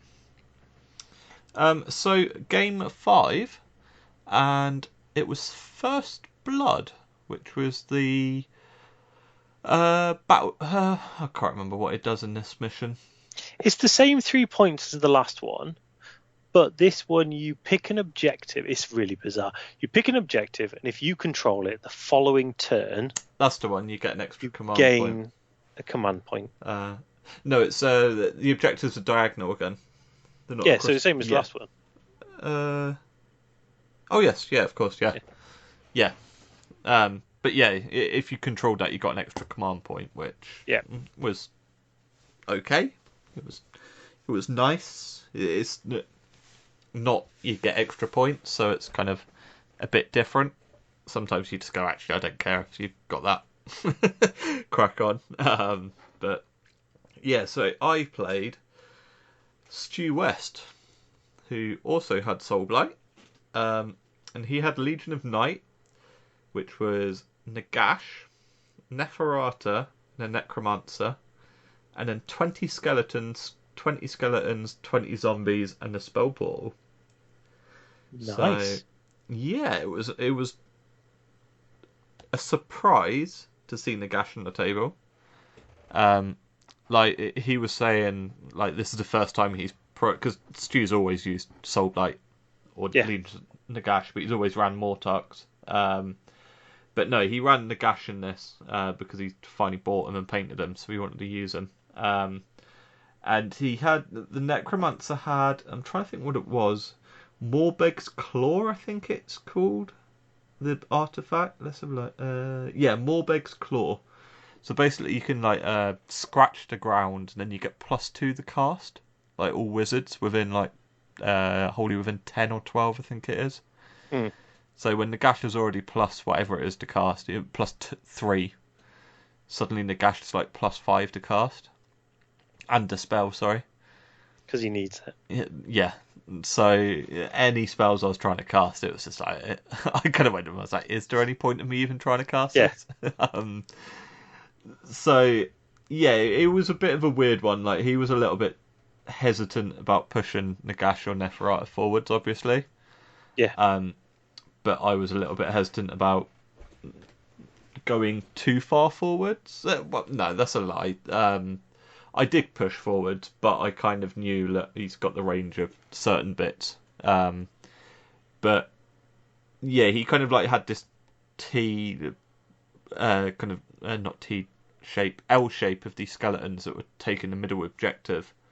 But it was enough for both Gotrek and Shadow Queen to get up and then get into combat. Turns out that Shadow Queen and Gotrek can't kill 20 skeletons in combat. Who knew? Who knew? And skeletons come back as well when they get activated. So you kind of I did something like 16 damage or 15 damage with a Shadow Queen, but then they activate and then they bring back. You roll like 15 dice and on a 4-up they come back. So it's like, oh, okay. And they've got Van Hell's Dance on, so they do that twice. Yeah. So yeah, you kind of do it and you're just like, oh, okay, so that happened. But no, I mean it was a really back and forth game. Like I started going quite high up, and then he started kind of getting a few bits back. He handed dusted the Bloodrack Medusa, which it was what it was. I kind of went, oh, I don't really care if you did. Like, it didn't really affect me that much. And then he went, oh, I've just lost a battle tactic for Slay the Warlord, haven't I? And I was like, yeah. And he's like, oh, okay. He was just like, oh, I probably shouldn't have done that. Yeah. But there were a couple of bits, and this is what I was mentioned about earlier in the podcast about all-out defense and Mystic Shield and whatnot. So at points in this, so Neferata has her whatever spell it is to make them immune to battle shock, immune to negative rend. So it doesn't make them ethereal; it just makes them ignore rend. And you can pick a unit. Nagash's command ability is obviously everyone's immune to battle shock, but they also get to reroll ones to save. And you've got Mystic Shield. Yeah. And you can do all-out defense. So I was fighting like Neferata, who had a 2-up save, ignoring rend, re-rolling ones. And it was just like Gotrek just went in and went, okay, can't do anything there. Like it got to the point. Like I say, it was really close. It was back and forth, non-stop. I left Neferata on 1 wound on 2 different occasions, and then with heroic recovery and everything else, like she started healing back up. Like the bow snakes just couldn't seem to finish her off. And then when she's like that much buffed up, it's just impossible, even with the biggest rend, to do anything. It basically came down to a turn 5 play by me to get my grand strategy of killing all the heroes. And this was the thing that annoyed me, was because I'd left Neferata at like 2 different occasions with 1 wound left. It meant on turn 5 I had to do a hero phase shooting with the bow snakes to shoot her off, then teleport him over and kill the necromancer who was like hiding in the very far corner of his table, because he had a prize sorcery, so keep at least a wizard alive. Yeah. Whereas if I'd killed Neferata 1 or 2 turns before, then those bow snakes are free for a couple of turns to shoot other stuff. Shoot more. Yeah.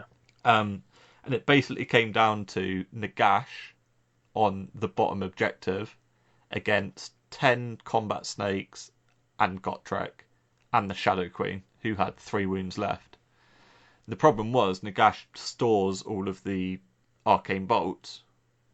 Yeah. And you activate them at any point in the start of a phase. And if you're within 3, it's D3 mortal wounds. So basically, he just unleashed them all on the Shadow Queen, who had Mind Razor, which is probably the right thing to do. I think I probably should have put Mind Razor on the combat snakes, but the combat snakes probably would have then just got loads of arcane bolts, and then yes, one way or the other. Yeah, one way or another, one of the combat threats is gone. But the problem is, and this is the thing that I was talking about, even with Neferata dead, so like you ignore the Rend spell. Yeah. Nagash cast Mystic Shield on himself. He did all out defense, and he did Finest Hour on turn 5. So he was +3 to a save on already a 3-up save, with re-rolling ones because of his command ability. And suddenly, like, I know that saves are limited to only +1, but when you've got +3 that negates any Rend, you just bounce off him.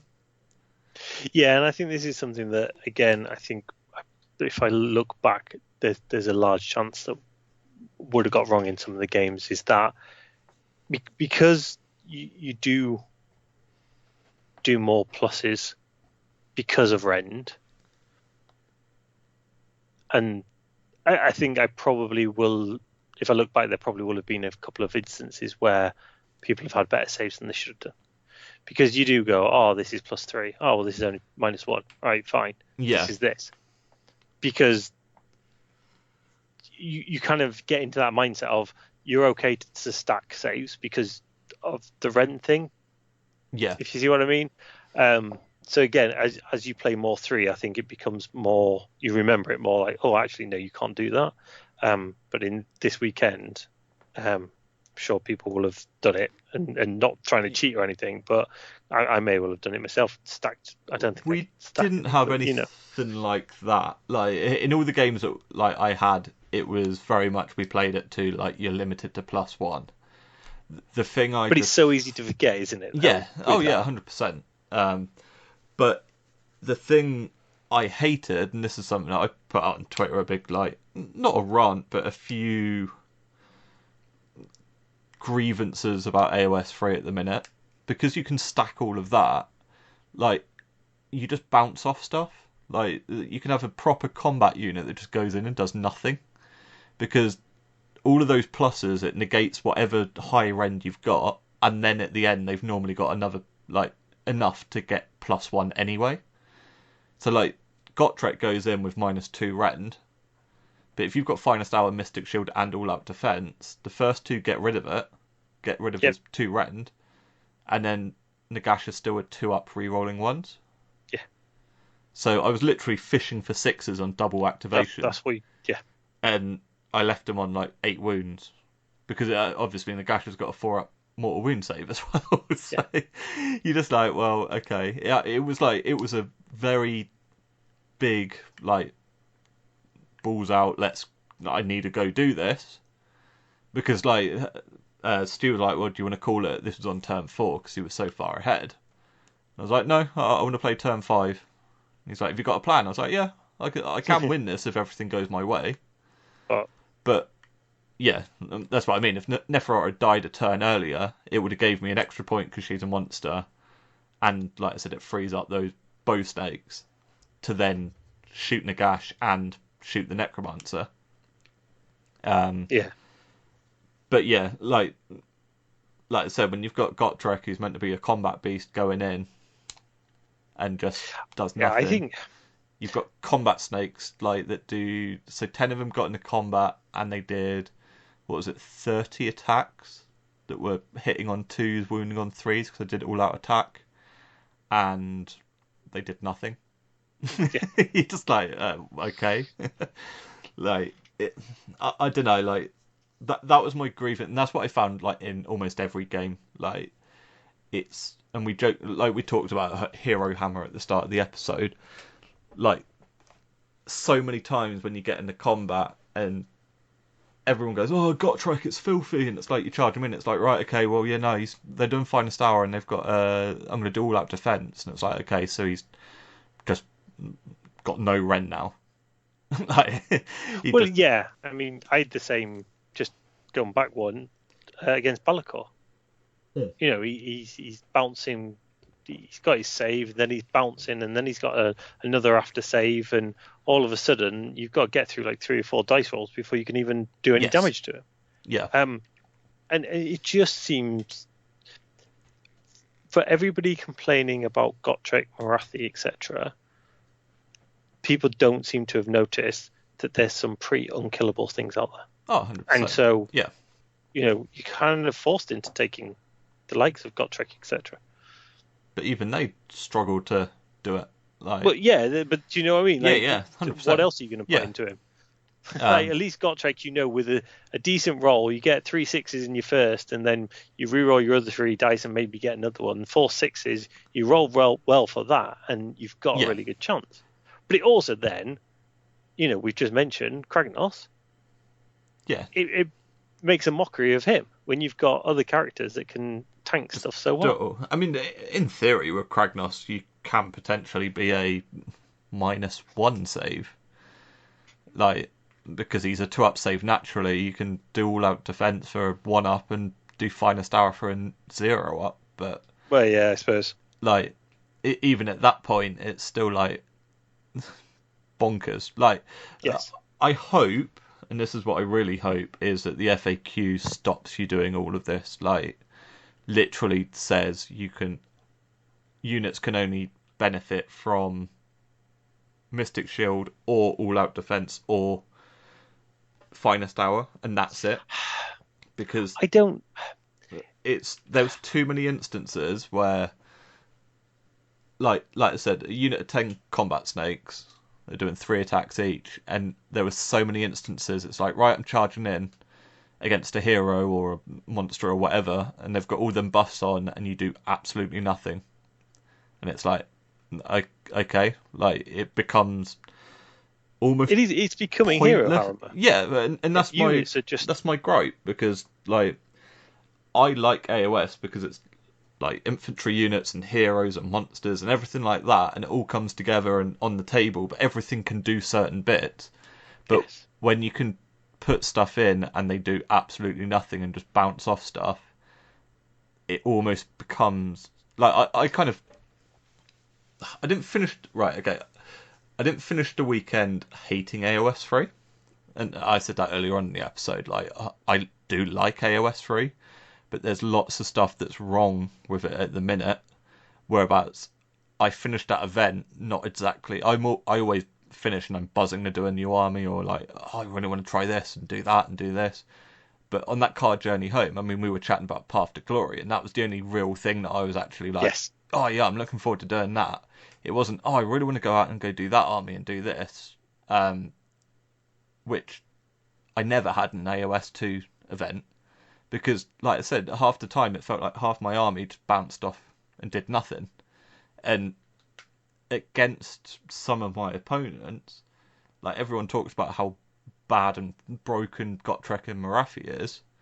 I was chatting with Nathan, who obviously ran it as well, and he said, like, as long as you play opponents that know what to do, you ignore them and you target the rest of the army, then you've got 3 heroes running around the table doing nothing.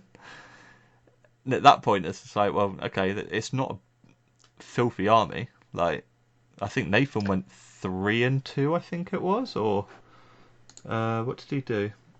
Did he not go 4-1? Because he finished quite high, but yeah. Oh no, sorry, he did do 4-1, but I think he had a couple of like really close games where he almost lost. Because he was only like 1 table ahead of me, I think it was, on the last round. And I went 2-3, and he went 4-1. Yeah. So, yeah, like I said, it's definitely a new version. There is definitely a new approach needed for it. Yeah, 100%. And I think, like, there are certain armies that do benefit from it. I just hope that the FAQ stops you stacking everything, because otherwise, like I said, you're just going to have stuff that just doesn't die. And everyone talks about kind of, like I said, Gotrek, Morathi, and Kragenos and stuff like this. Like Archeon can get stupid amounts of buffs. Like, and you could go, well, they're gods, they should do, but in the other hand, it's like, well, I don't want to go up to a table and look at something and go, well, I've got nothing that can get rid of that. Yeah, and it is a really difficult one because I don't think they will stop it.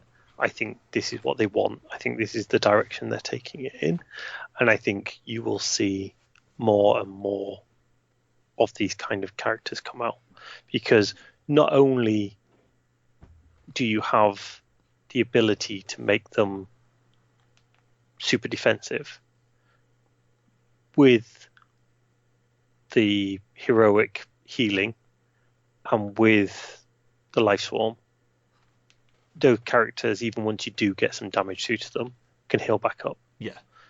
And I think that's as big a problem, because, you know, it's that you mentioned there about Netherata. You got down to one wound, you should have just been able to finish her off. Yeah. But she will have healed back up, and then you know, and I think that's where it starts to get really, really difficult. I don't know. I mean, Nagash is what, 900 points? 970. Yeah. So again, he's not a cheap character. So there's a part of you that kind of says, well, I want to be able to make him that. And if he gets that from his one-off heroic, whatever it is, then it's only one round where he is on a one-up. Well, sorry, two-up rerolling ones. Well, it's not, because you can cast Mystic Shield and you can do all-up defense. That's what I mean. Like, he's... All right, so you could... He's a 3-up save. Yeah. You do Mystic Shield, so he's a 2-up. You do all-up defense, so he's a 1-up. And then if you do Finest Arrow, he's a 0-up. Yeah. So, but it's only that one turn that he's the 0-up. Yeah. Okay, let's have him as a 1-up then. He's only a 1-up save, re-rolling once. He's going to be really tough to get down. And I don't know, I don't think it's... For me, it doesn't... That's not one of my major gripes. I just think we need to let it pan out and see how it goes. I think there's a lot of... I think people have to accept that there's more than just one or two characters that can do it, and I think there's one or two characters that the internet have seemed to have taken a dislike to for this, Gotrek being one of those. Yeah. And some people seem to think, oh, well, these other characters are absolutely fine. Well, there's a lot of them that now feel... utterly bonkers. Utterly bonkers, yeah. And there's a lot in the game that now just feels utterly bonkers. And yeah, I don't know.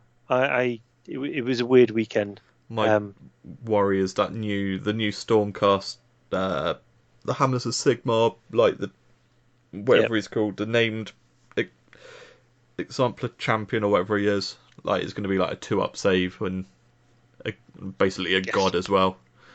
You know, this Games Workshop Codex creep is real.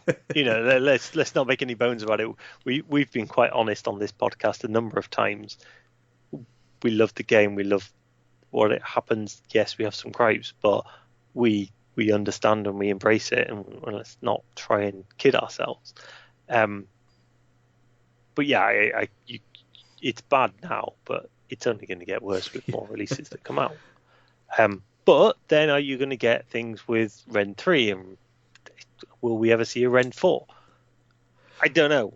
They do tend to then go, right, we've made all these unkillable things, but hey, here's how we've got this character that can now ignore saves and just does mortal wounds and just does mortal wounds. And do you know what I mean? There's always something that kind of then comes in your neck.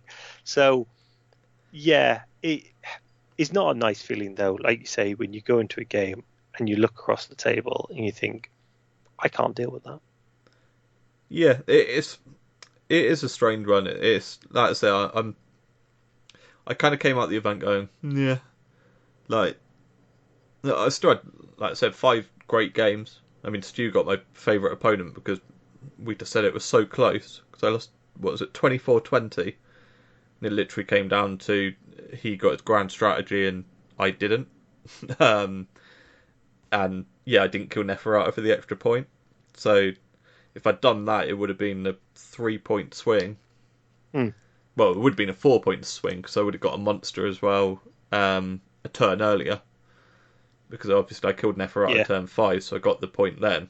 But yeah, I mean, if I hadn't, it would have been 21 to Stu and 23 to me. So it literally came down to that one play, which, like I said, it was basically when you charge Gotrek in and you're fishing for sixes, you're just like, oh god, okay, right, this isn't. I mean, he could do it, like you said, you could possibly pop 3 or 4, but I'm pretty sure on my second activation I didn't roll a single one. Yeah, and again, it's kind of like, should a whatever he is 300 odd point character be able to take out a 900 point character in one round of combat? No, but you want to be able to feel that you can take him out in a couple of rounds of combat. Yeah, but yeah, like you said just a minute ago, it's just wait and see. I think the FAQ will fix some bits. I don't think it will fix it all. Yeah. And we'll just see how it goes, kind of going forwards. I mean, the next proper event I'm going to is Northern Invasion in end of November. I expect I'll probably do a couple of the local Battle Bunker ones as well, the one dayers. But they're not really a true reflection, I think, of what the not meta is, but what the kind of competitive state is. Yeah, it's a not one dayer, so it's just a kind of luck of the draw, really, who you get drawn against, and it's local, so like there's a lot of people there that are quite fluffier players rather than competitive. So Scottish scene used to be like that. it did. So yeah, it will be interesting to see what happens in November, but at the minute it's very much I'm just sitting back and just seeing what happens. I'll play a few club games and we're doing Path to Glory, but I'm not gonna jump at the chance of going to an event for the time being. No. But let's talk about your game 5, because I've realised that we've kind of waffled on about bits and bobs and not covered your game 5. Yeah, my game 5 was Mr. Paul Duduka, who I one of my regular opponents, to be honest. I've played him quite a few games, and quite a few tournaments, and it always feels like it's game 5 that I play him on. So good to have a game against him. And again, very similar to Liam, very good at pointing out the AOS 3 parts of it all. And there was a couple of bits and pieces that he said at the start, I'm only ever going to roll in the tray. If I don't roll in the tray, it doesn't matter. And there were a couple of times where he didn't roll in the tray and it was a bad result and he took it, and I was like, no, roll in the tray, and then he got a good result. And just like that, back and forth, we just both kind of helped each other out on a lot of it. Just saying, oh, don't forget to do this. Have you thought about that yet? But he was running Lord Screech, the Vermin King, an Arc Warlock, a Warlock Bombardier, 9 Storm Fiends with 3 One Launchers, 3 Rattling, and 3 Doomflayer Gauntlets, 10 Acolytes, 5 Acolytes, 5 Acolytes, 5 Acolytes, and the Soul Scream Bridge. So the list that Ben Sava was running, and I'm pretty sure Taduka's list was called Blame Sava, not me, or something like that. So yes, it's called Blame Sava. Yeah. And all in the Battle Regiment, so all one drop. I won the roll-off. And so, complete tangent, but one thing I wanted to cover. One thing I didn't like. In AOS 2, the rule was, when you were playing your opponent, if you lost the roll-off, they set up the tray. Yes. Now, I don't understand why, between 2 and 3, that has made it into the competitive scene. it I, was I was completely baffled by this. it was a bit of a weird one because I think Scott kind of shouted it out at the start of the event, but I had two game two games where I set up terrain, and then the other games we just went just play with the table as it is. Like it was a bit of a strange one. I think, This was the only game it really came up, and we kind of cleared the table, and Paul then set it up. And I know Paul's trying to play the game because we talked about it afterwards about Six Nations, etc. yeah, But I was still slightly baffled. What's different in 3 to 2 about the scenery? But never mind. So he was the defender, I was the attacker. I deployed. I think again I just deployed Gotrek because one of the other things about this army that I loved was I'd look across the table and I had no idea what it did. Like genuinely, I'd look at a lot of these lists, and I've been out of the loop for a while, and I just looked and thought, I don't know what that does. What does that do? So just deploying Gotrek and deploying the rest of your army off the table means that you can kind of see what they're doing and then react to it. yeah. Very reactive army. And he deployed his Storm Fiends near the bridge. He put the bridge down and then deployed them around it, etc., and then took the bridge away, which is fine. He put it was close for most of it, but I managed to do enough damage, and I managed to avoid the Storm Fiends for long enough to be able to get the win. He got Gotrek down to 1 wound at one point, and then I managed, because I got double, I managed to heal him back up. I said to him that I think he spent too long with his Storm Fiends trying to kill Gotrek. He was like, well, you made it an issue. And I was like, maybe I did, maybe I didn't. I put him close enough, but I just kept expecting him to Soulscream Bridge away and then shoot Unit 6 Eels. We both made a couple of mistakes. It was a really good game. Paul's a great opponent. Thoroughly enjoyed it. It was a really good learning game. Never played that army before. Got into Screech with Gotrek. Kind of fluffed his rolls. Screech then ran away. I was like, oh, you can do that, can you? He's like, yeah. Right. Next turn, covered him with eels. Then charged Gotrek in. Then managed to chew through him. Again, because he was a monster, the eels chewed through him anyway. I don't think Gotrek even finished him off. Kind of the right things went my way, and I was able to get what I needed. As I say, Paul, great opponent. It was a really good game. I split my forces as well, which I kind of might not have been a great idea, and he did get, I think it was just 1 round of shooting, and just blew a unit 6 out of the water, quite literally. It's just a ridiculous unit. I know it's like 900 points or whatever, but just an utterly ridiculous unit. It's a lot of shots. How things like that are allowed. The fact that it baffles me. I think because it's one of them anomalies, because it's a battle line in a clan scryer army, then suddenly it's you can reinforce it twice, which I don't know how you fix that. You either take away the clan scryer battle line like rules for them. But even then, he had enough acolytes. He didn't need them to be battle line. Yeah. Can you not reinforce non-battle line? You can only reinforce them once, so you've. All right, fine. So if you've got limit to 6. Yeah, you'd be to 6, which makes it a lot more palatable. That's what they did before, because you could take them in 9s, and they were ruining everyone's games. And then the GHB turned it to a maximum unit of 6, which everyone went, yeah, that makes sense. And then this edition, they've gone, yeah, have the 9 back. I think clearly the rules were designed for them to have lots of shots, but not very accurate. And then you put all the buffs on it, and all of a sudden, hey ho, they're really accurate. More warp power, rerolling everything, and all out attack for +1 to hit.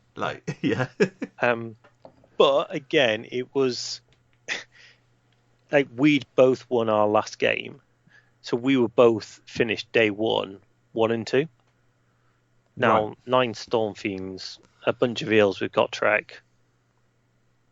It was just, you looked around and you saw things like that on the bottom tables. And Paul's not a bad player. It's not like it was a really good army in the wrong hands. Yeah. It just kind of summed up the level of filth there. Which, it is what it is. We keep coming back to this. But I think there are some really strong builds out there. And it just, I don't know whether or not it's just that the Scottish scene didn't used to be quite that bad and now all of a sudden it is, or whether it's because AOS 3 has made it like this. I can't quite get it straight in my head. Yeah, I know what you mean. It's a strange one. It's like God. I think everyone's still finding what there is. Yes. I think it's a combo of two things. One, everyone's finding what there is. The fact that you've got like all-out attack, etc., makes those units that they could be good, but they always hit on 4s or 5s suddenly actually a lot better. But I think the second thing is everyone's had a year and a half off, and now they're just like, if I'm playing games, I just want to go out and actually smash some face, which it shouldn't be the case. Everyone should be going, we've had a year and a half off, I just want to play some nice fluffy games. But maybe. I came away from the weekend and I think I was the only one in the car that won their last game. Yes. And I think it makes a massive difference on how you view a tournament. I find that last game. I've done many tournaments where I've gone 2 and 3, but I've won the last 2 games, or won the last game. And all of a sudden you feel, actually that wasn't so bad. And then I've done tournaments where I've gone 3 and 2, and I've done really well the first day, really, and then lost the last game. You're like, and you're just like that just seems silly. But I think I was the most positive in the car, but on reflection, I still feel the game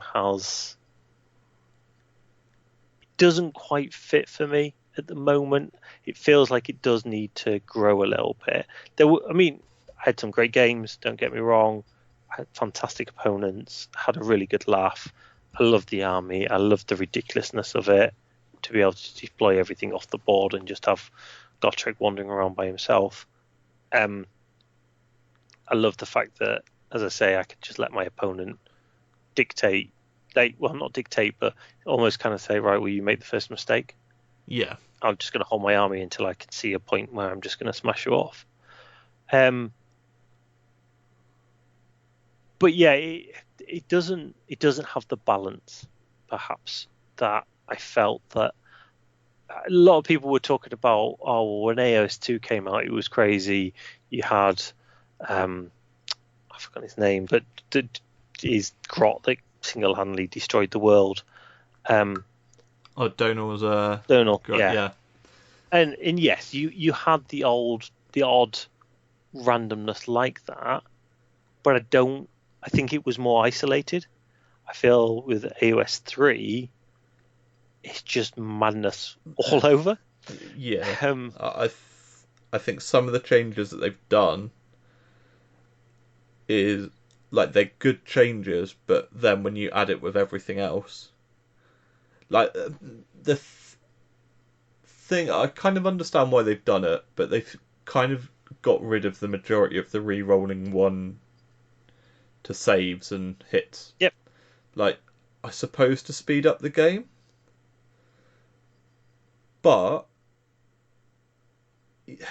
on the other hand, it's not speeding up the game when everything's unkillable. True, and I think the game slowed down because there's a lot more that you've got to do in the game.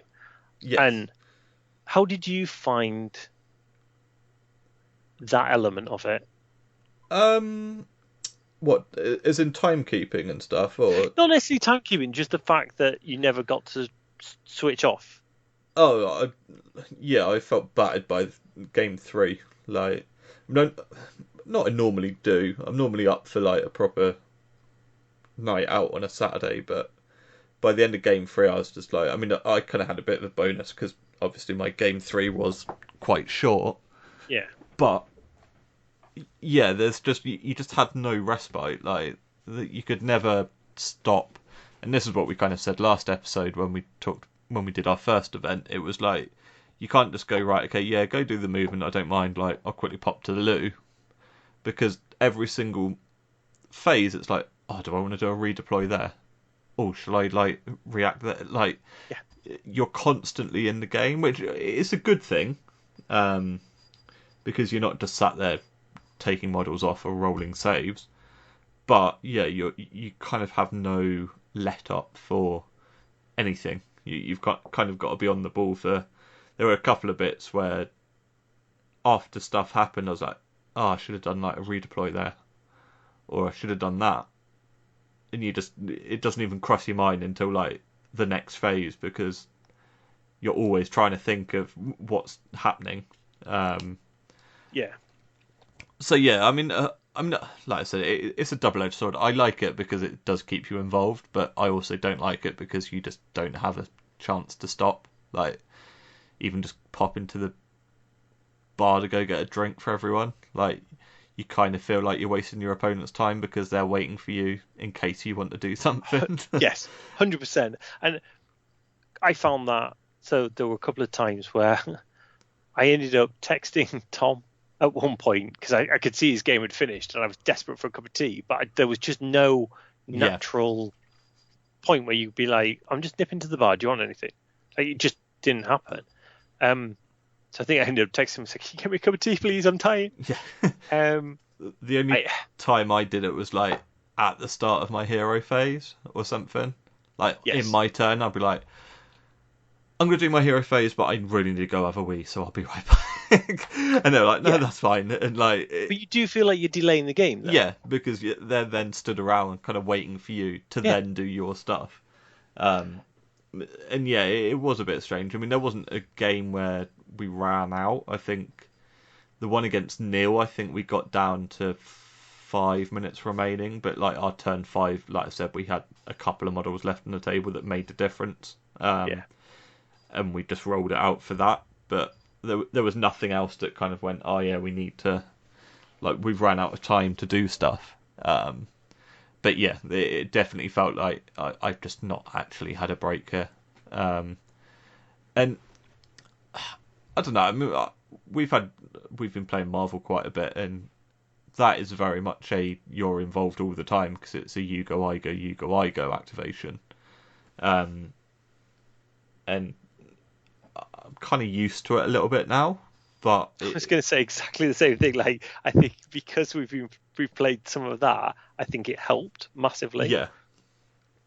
There were definitely some people that I think this was their first few games, and when I was chatting to them, they were like, I just want to have a bit of a break. Like, I'm just knackered.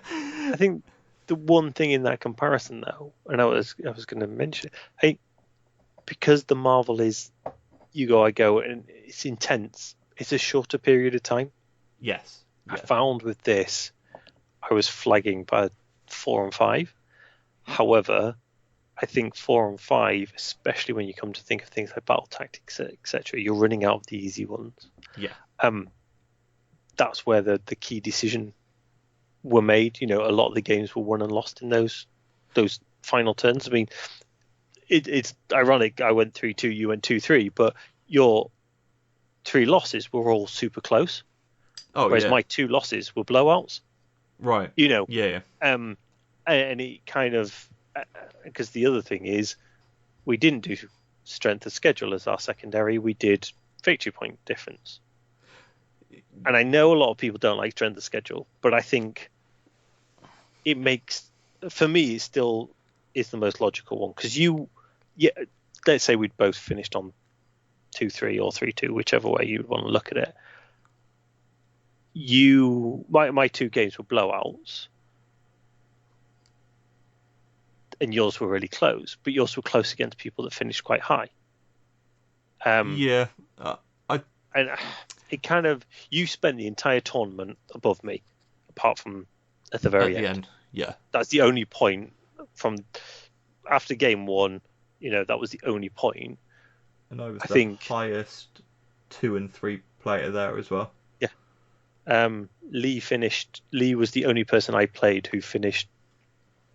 So Liam finished one above me, and Lee came first. But other than that, everybody else I played finished below me. So my 3 wins were all against people below me. Yeah, it was a bit weird not having strength of schedule. But yeah, I'm a bit like you. I'm on the fence as to whether or not where my head's at for 3. It's going to be very interesting to see what happens with the first 2 battle tomes. Yeah, definitely to see what it does. Yeah, what are their power levels, and what, if anything, has been introduced? Do they get battle tactics? That's the one that I'm really intrigued by. Do they get grand strategies? Do they get their own grand strategies? Yeah. Are they going to start introducing army-specific, faction-specific things? Because we've got Cruel Boys coming, but interestingly, it's a full orc book. Yeah, so it's Orc Warclans, isn't yeah. it? So if you're going to start to introduce things like specific battle tactics or grand strategies, are the others going to get it as well? Yeah, definitely. Yeah. Our Angels and Bone Splitters. Bone Splitters. Everyone forgets about them. Are they going to get these things as well? So it's going to be interesting to see where it goes. Again, like you, I've only got Northern Invasion booked in. I've got a lot of other events for that other game booked in, but it'll be interesting to see where the meta is for Northern Invasion. Yeah, compared definitely. to where it is at this moment in time. It'll be interesting as well to see if a proper scoring system is in place as well. Like Scott did a 20-0 system, but it was literally a major win was 20, and like that was it. Like there was no. I've seen a few things of like the difference in victory points. Can like you start off at 10-10, and depending what the difference is, it can kind of scale like that. Because like you said, it's like I had 3 games whereabouts it was one was 5 points, one was 3 points, and one was 4 points. But yeah, that's still a 20-0 loss to me. Yeah. Whereas actually, when you look at what the scoring is, it's like it's a kind of 11-9 and 12-8 and whatever it is. It's like it's a lot more closer than. I think that way it makes it a lot more. Yeah, and it gives you something to play for. Like, my game against Lee and my game against Liam, turns 4 and 5, there was a chance I could come back, but I needed a lot of things to go my way. Yeah. And yes, I knew victory points were the secondary, but I wasn't. But I think if it's I suppose because you got victory points as a secondary, and as you say, you finished top of your 2-3s. Does that work it out? I'm not sure. Yeah, it kind of does, but it was very much like everyone who's got a win just got then chucked into a random draw to play whoever. So like when I played, so I beat Adam, what was it, game 1, and then I randomly got drawn against Neil on table 1, game 2, but we were like nowhere near each other in the ladder. Like no, the picking of opponents seemed very strange. Odd. Yeah. I get it for the last thing. I don't mind particularly how they rank the last bit, but yeah, the picking of opponents was a bit odd. Yeah, but I mean that's nothing against Scott. It's first AOS event and it ran absolutely without a hitch. So yeah, good on him for sticking his neck out and being one of the first to do it. I just hope that there will be a better scoring system, like created, not just in Scotland, but like kind of almost not globally, but globally. You want the kind of same scoring system that works across the board. It's just working out exactly what it is, so we will see. Now we are 2 hours in. So thank you for everyone who has been continually listening. Um, shall we just do the who won what and then get out of here? We were going to talk about something else, comp, but maybe we can talk about that next episode. We'll talk about that next. The one thing I would say is, again, calm down, internet. I think it's a really good thing, and we'll talk about why in the next one. But I think we've just covered there about like some of the things that we think are wrong with it. I don't think we should always just wait for Games Workshop to sort it out. I don't see why we can't do it ourselves. Latest, what did we call it in the episodes? I can't remember what it was. We had a little jingle. Dramagate. Was it Dramagate? Yeah, Twittergate, whatever it was. Yeah, it's the latest one of that. I put it on Twitter today that it seems like every week someone's got a new thing they're going to get their knickers in a twist about. So, we'll talk about that probably next episode because I expect, well, I would hope the new FAQs will be out by then, and then maybe the Facehammer comp pack might get changed, or we will see. Like I said, we'll talk about that in the next episode. It gives us something to chat about. But in regards to standings, we had Stephen Mitchell in third place with Soulblight, and he was one of the Northern Irish lads who came over. We had Eric Hoger with Lumineth Realm Lords in second place, and then Lee Martin, your opponent in Game 1, in first place with Disciples of Zinj. So, indeed, congrats to Martin. Congrats to Lee. I think it was a Zinj table 1. Yeah, it was Lee against. Game, wasn't it? I'm trying to think who it was. David Nemeth on round 1, and I think they only got in 2 turns or 3 turns or something. Yeah, didn't get very far. Well, Zinj versus Zinj with all those spells, you're never going to get far. But I mean, it was quite good. Scott did a little best in faction, but it was all done on sports votes, which was quite nice. It was something a bit different as well, so it meant people still had stuff to play for. So you had to pick your 3 favourite games in first, second, and third place, and then whoever got the most votes in each for each of the grand alliances then got an award. So that was a nice little thing. And painting, we had. I'm trying to think what it was. It was a bit of a strange one. It was partly best painted, but partly best theme / hobby. It was coolest army almost. Best army. Yes. Yeah. And that was won by Adam Turner, I think it was. Was it not JP? Or was it JP? I can't remember which one it was. No, it was JP's Gloom's Fight. Yeah, Adam won best order. Apologies. Yeah, it was JP's Gloomspite, which looked absolutely awesome. He'd done a lot of it looked like a kind of combo of oil and airbrushing almost, or just airbrushing. I don't really know. It's kind of very gloomy. No pun intended.